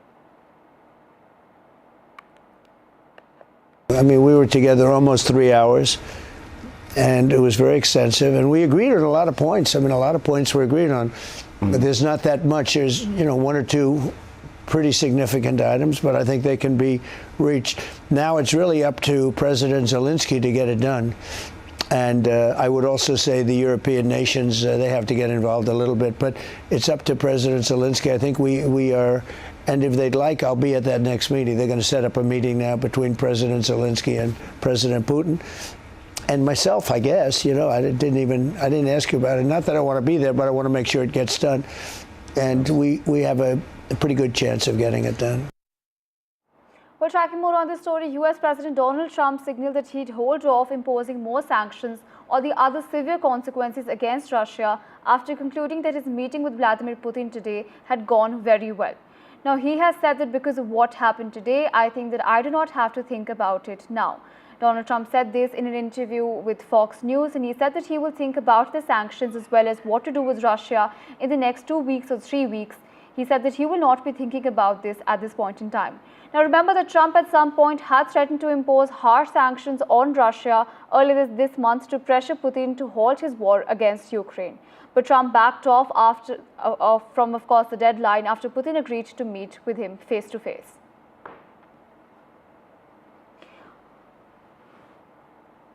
Well, my colleague Vishal Vivek explains, of course, the big takeaways from this meeting. Let's, in fact, listen in. Well, there are several takeaways after this Trump-Putin meet. The first one is that there's positive signs, but there's actually no deal. So what does that mean? This meet was mostly about optics. There were several things said, several glances exchanged. Both the leaders were all smiles. But at the end of the day, there's no deal. There's no word on ceasefire. There's no word on any land swap deal that Trump had been talking about. Moving on, there's no word on a Zelensky meeting as well. Although soon after this all-important meet, Trump had an interview with Fox News in which he said that there could be a meeting in which Trump and Zelensky both could be there, and also Putin could be there. So, which means a trilateral is possible. That will be one of the biggest developments if a trilateral is indeed done. And Putin has gone on to say that Ukraine's security must be ensured. This is one of the biggest things, one of the most important takeaways from the big meet, because he had not been, talking on these terms that Ukraine's security needs to be ensured, but he did tie that statement with some of its own security, some of his own security guarantees, on which he had, started the so-called special operations inside Ukraine. Moving on, Putin's comeback from Western isolation.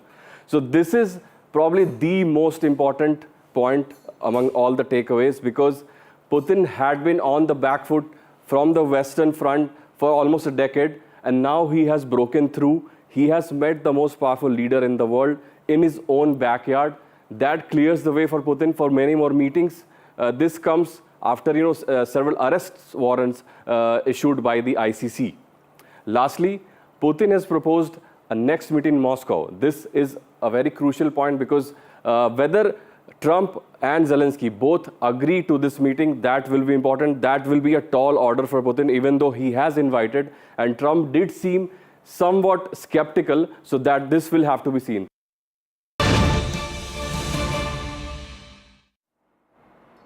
Well, we have some breaking news coming in at this point in time. Breaking news, in fact, coming in from Chennai. Well, there's ED heat on DMK minister at this point in time. The ED Chennai has, in fact, raided and is conducting search operations in Chennai at the premises of Minister Periyasamy and his family, including, of course, also his aide Senthil Kumar, who is an MLA. Now, these raids are occurring under the PMLA. Remember that Periyasamy is a Minister of Rural Development of Tamil Nadu and belongs, of course, to the ruling DMK. Of course, this is extremely big development coming in from Tamil Nadu, Chennai. We have my colleague Anushka joining us on the telecast to share more details with us. Anushka, of course, we're hearing about raids being conducted at, of course, the minister's house and his premises, as well as the house of one of his aides is also said to have been raided. What is the latest that we're tracking on this story? That's right. The Enforcement Directorate on Saturday searched premises linked to Tamil Nadu Minister and DMK leader I. Periyasamy and his family as part of a money laundering investigation. Sources have said that his MLA son IT Senthil Kumar is being searched through the actions being taken under the provisions of PMLA. Periyasamy is the Minister for Rural Development, Panchayats and Panchayat Unions. So this is the reason that, in fact, we have been tracking, and this is still a developing story. As to, official sources have revealed that the raids are part of a money laundering investigation, and, along with him, his premises and the premises of his family, all of them are, in fact, right now being searched by the Enforcement Directorate on a money laundering case. More, information will be shared to us as the story progresses, but this is what we have been tracking recently. Over to you. Right, Anushka, thank you so much for joining us and sharing those details with us.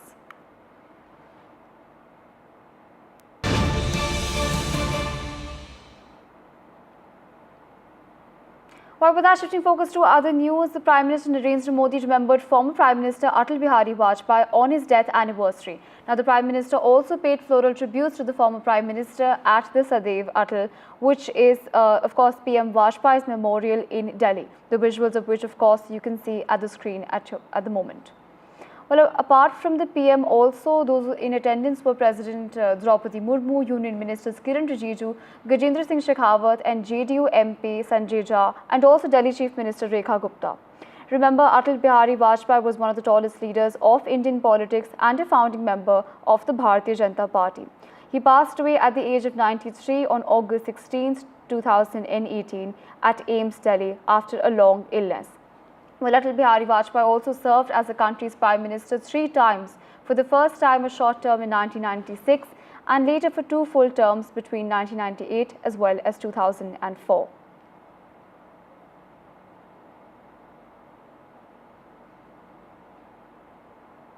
Well, with that, shifting tracks to other stories, a 5.25-kilometer stretch of the new promenade along the Mumbai coastal road is now open to public.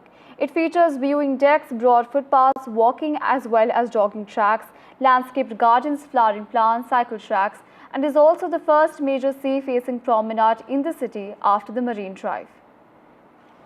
Mumbai seafront gets a brand new showstopper, a beautiful 5-kilometer long sea-facing promenade on Mumbai's coastal road. In fact, this extends from Priyadarshini Park to Worli, featuring viewing decks. In fact, from there people can soak in the beauty of the sea. There are also pedestrian pathways for people to just walk, and fun cycling tracks and extensive landscaping is something you're seeing on this particular promenade with its green space, gardens, plants. It is an eco-conscious recreation zones. In fact, benches are placed at regular intervals, inviting visitors to just pause and soak in the sea views. Of course, this is the first major promenade in the city after Marine Drive. In fact, this is more than double the size of Marine Drive. There are pedestrian underpasses at regular intervals. That's how a pedestrian can access this particular zone.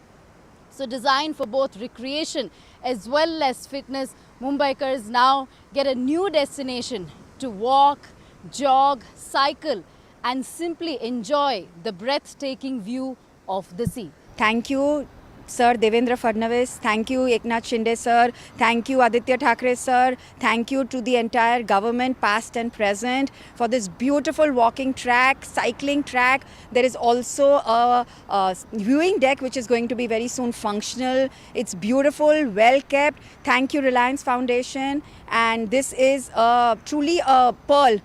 Queen's necklace was there, but this is going to be Queen's pearl. So thank you, thank you, thank you. I think so. I can't pinpoint any mistake whatsoever. There's a beautiful cycling track. There is a beautiful walking track, and the greenery which they have put in. I really appreciate the effort by the government, and hats off to them. Please keep on doing everything. And one thing, just start enjoying it, public, citizen. Be neat, clean over here and start walking. Well, with that, we're slipping into a very short break. Till then, stay tuned and keep watching NDTV.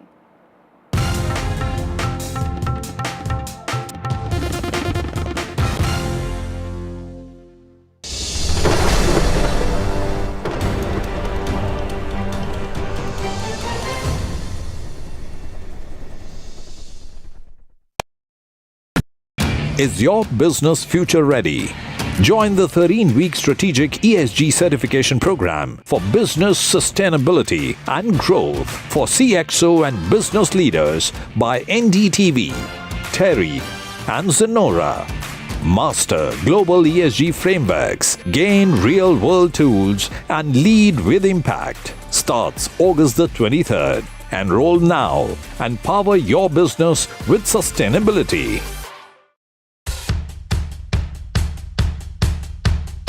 The markets move fast. And so should your portfolio. Expert insights, real-time stock picks. Do I buy Ola? Should I or hold CDSL for the long term? Buy, sell or hold. The answers you need, straight from the experts. Callers from India and across the world. Connect live, ask, decide and invest wisely. Your portfolio, your future. Ask Profit.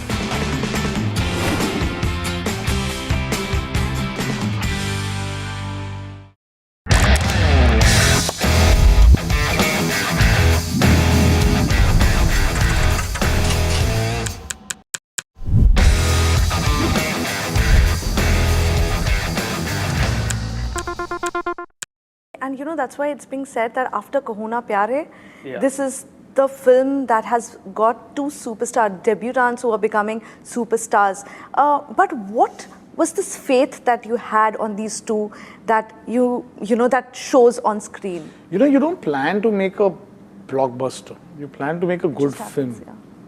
And that's what I think they never let me, you know, they didn't put that pressure on me to live up to. They never gave me a number that we have to hit or a so-called figure that I have to open to. There was all these trappings were just not there, which normally producers do end up putting. NDTV 24/7 is India's #1 English news channel on YouTube. Credible, compelling, always ahead of the curve. Thank you for pulling us. They showcase some very exciting concepts. Let's take a look.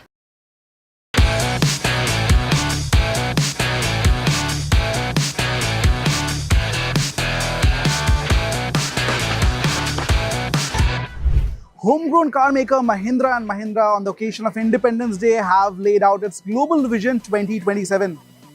And to elaborate more on that, not one, not two, but 4 concepts have been showcased.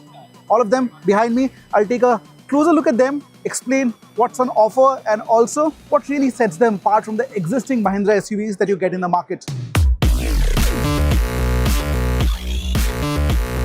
Now behind all these concept SUVs, what underpins them is the highlight here.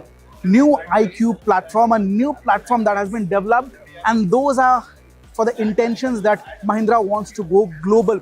First of them is the Vision S XT. This is a camper. This has got a carriage behind. It can be called a combination of a Thar and a Scorpio pickup, but it looks rugged, feels different, and overall it spans over 4.3 meters in length.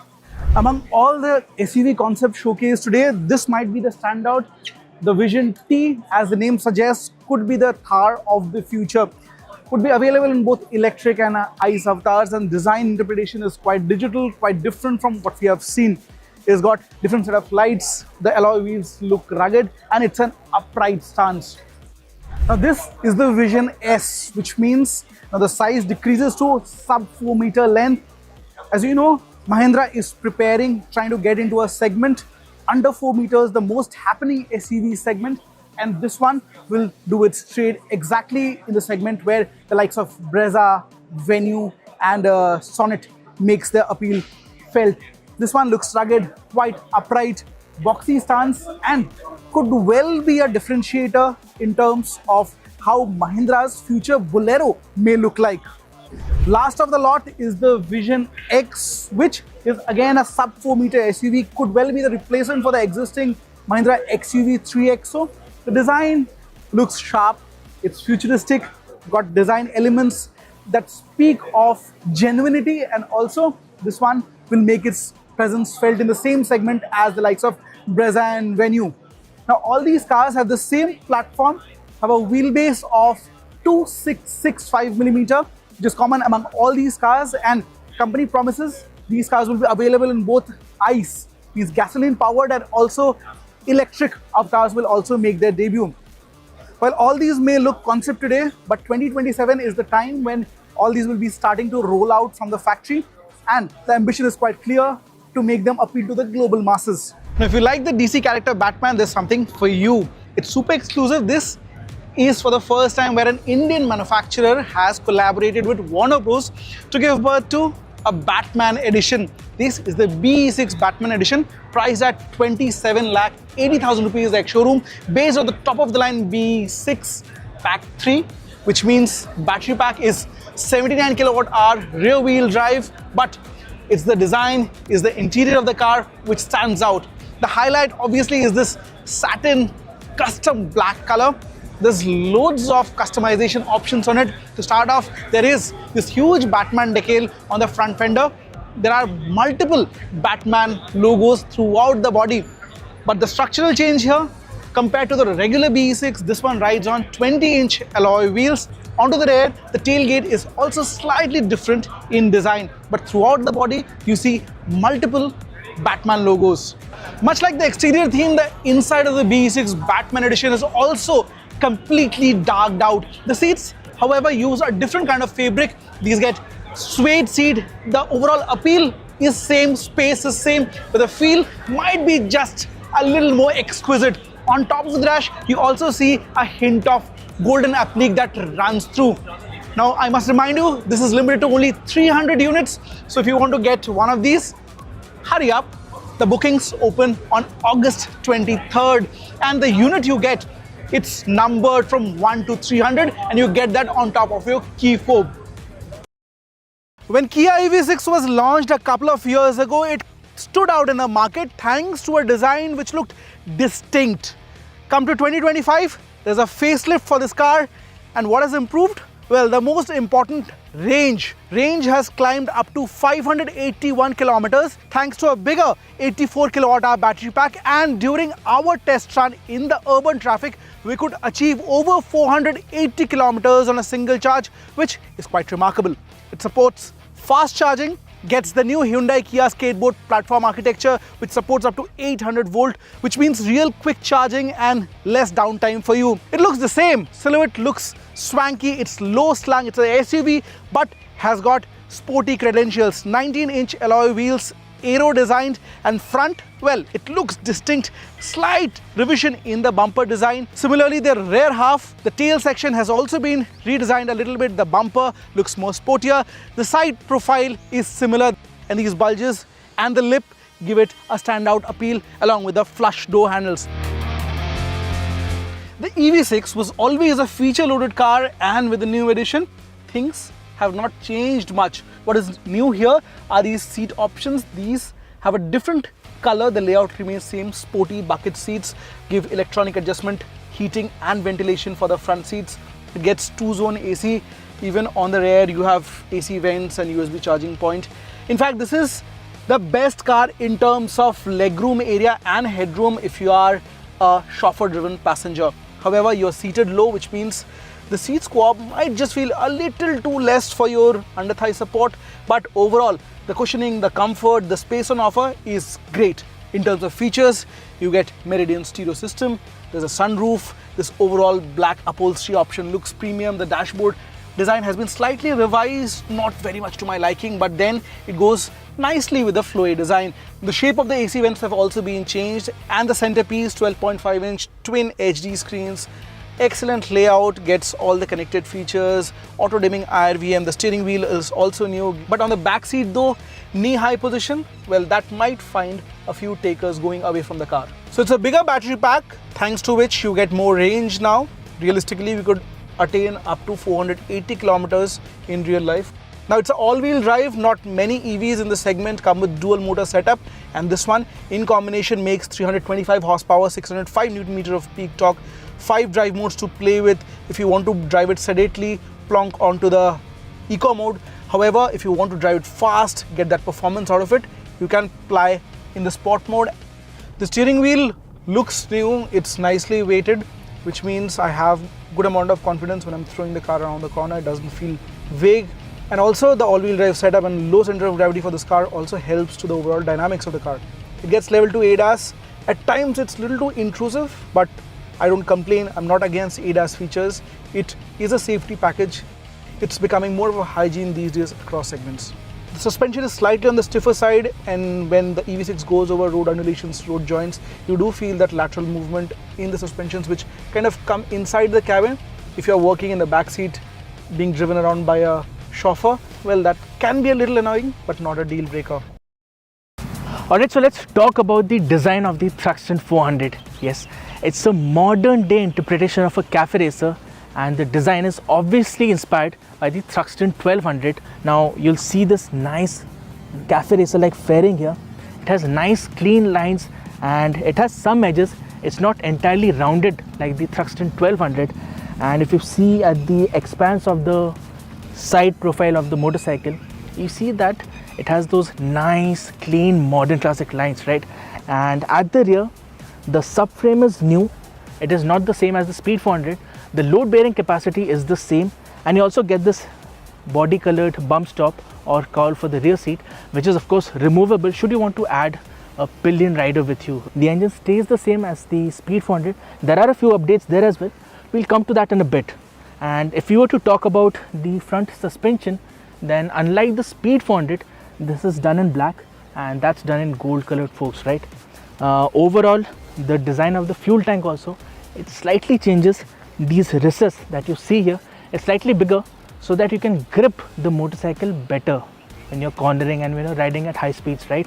The bike continues to get the same set of features as the Speed and the Scrambler 400X, which includes dual channel ABS, switchable traction control, and a USB port along with the same part LCD, part analog instrument console. So it's the same 398cc TR series single cylinder liquid cooled engine on the Thruxton 400, but few differences here and there. The motor now makes 2 horsepower more, so the total power output is 42 horsepower compared to the 40 horsepower on the Speed 400.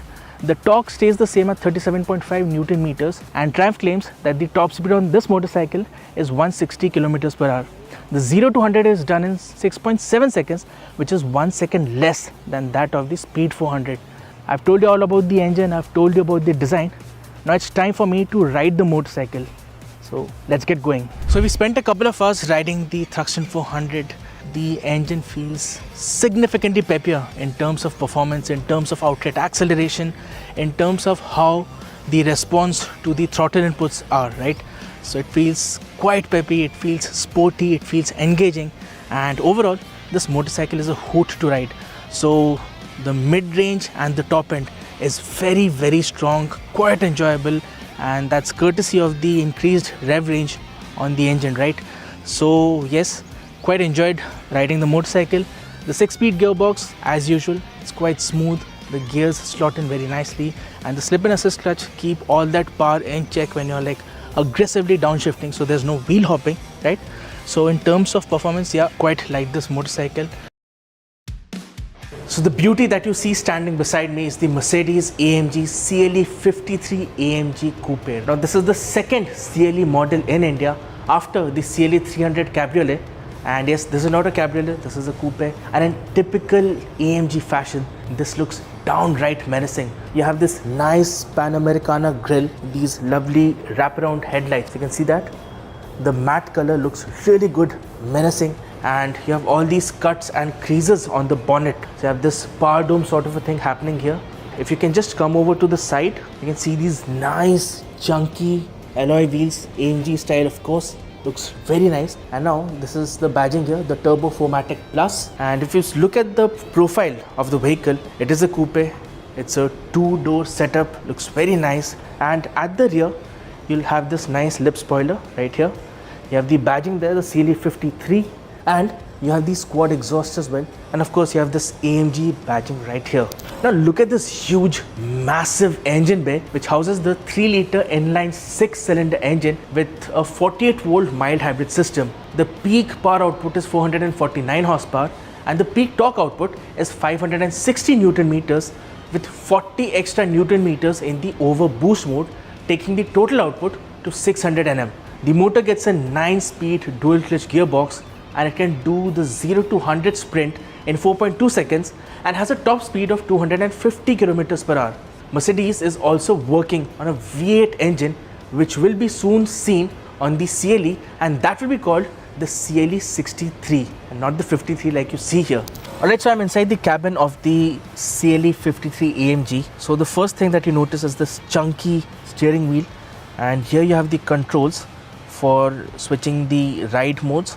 Right here, so you have slippery, individual, comfort, sport, sport plus, and lastly race mode.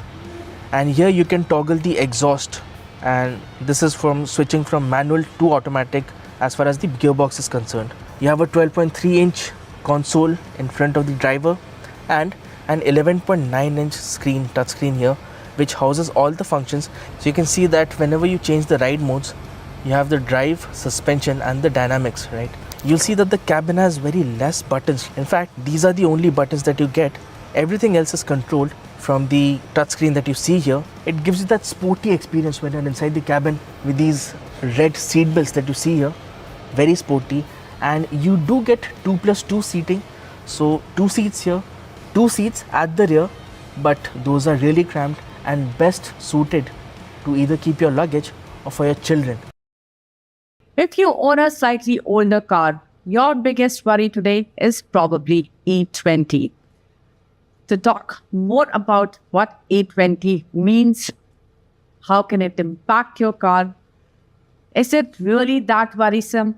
What benefits does it have? I have the right man for this purpose, Mr. Harmas Sarabji. Harmas, thank you so much for joining us today.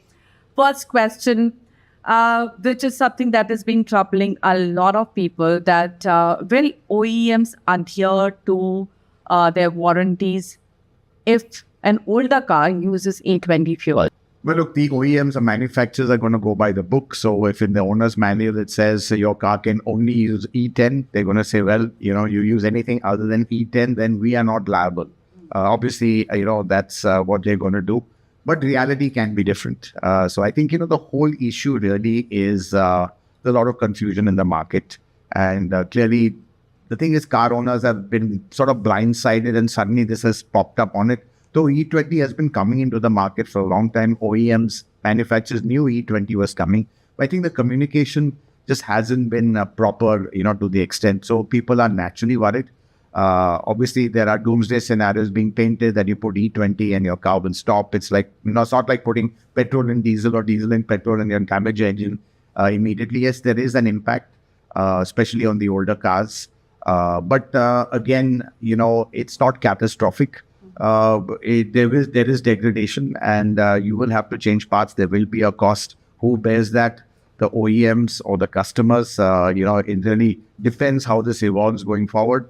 Some OEMs might just do it themselves. Manufacturers might do it themselves. In fact, this is really a chance for manufacturers to kind of step in and give kind of some confidence or peace of mind to their customers and, kind of look after the older cars by retrofitting wherever possible. Everyone can't do it, but some manufacturers, I think, would look at that.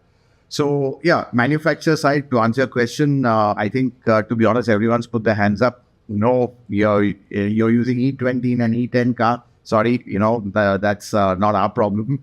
And they're going by the book. Problem is there's no E10 available now. That was the other issue. Everyone's jumped to E20 and now you only have E20. But, there were some tweets from oil manufacturing, oil marketing companies that XP95 has 10%, though now it's deleted. But what's the clarity on petrol grade?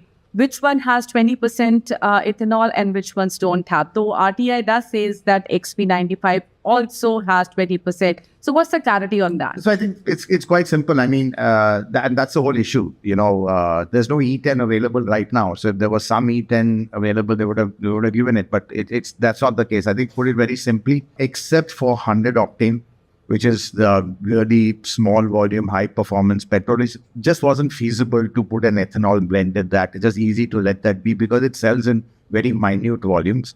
So except for 100 octane, which is, given by brands like IOCL and HP, everything else is E20, but one good thing is which has happened is that the octane level has gone up.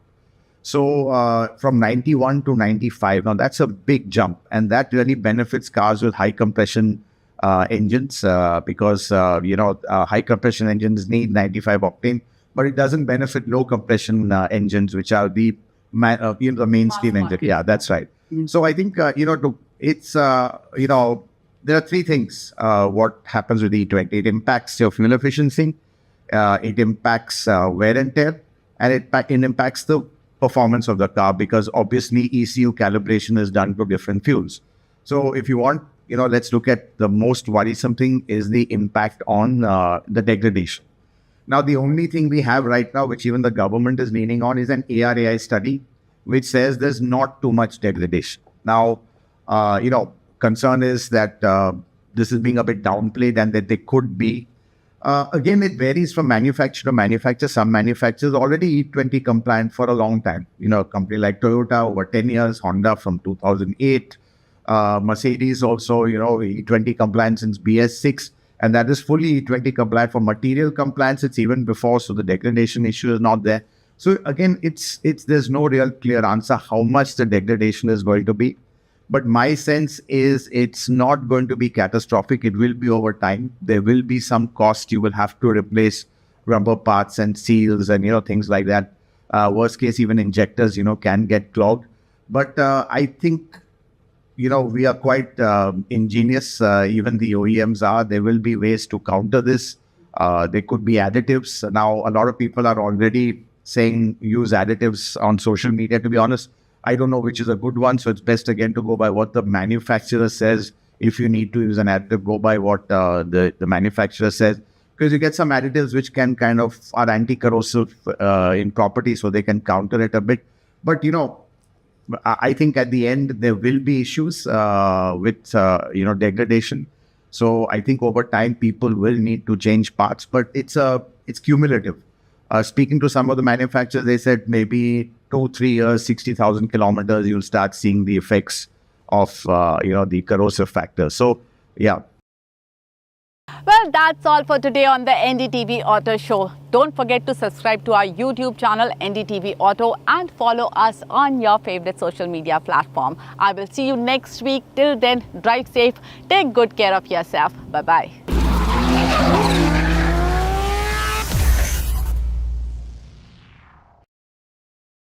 Rajasthan is history, culture, and much more. And I have been reporting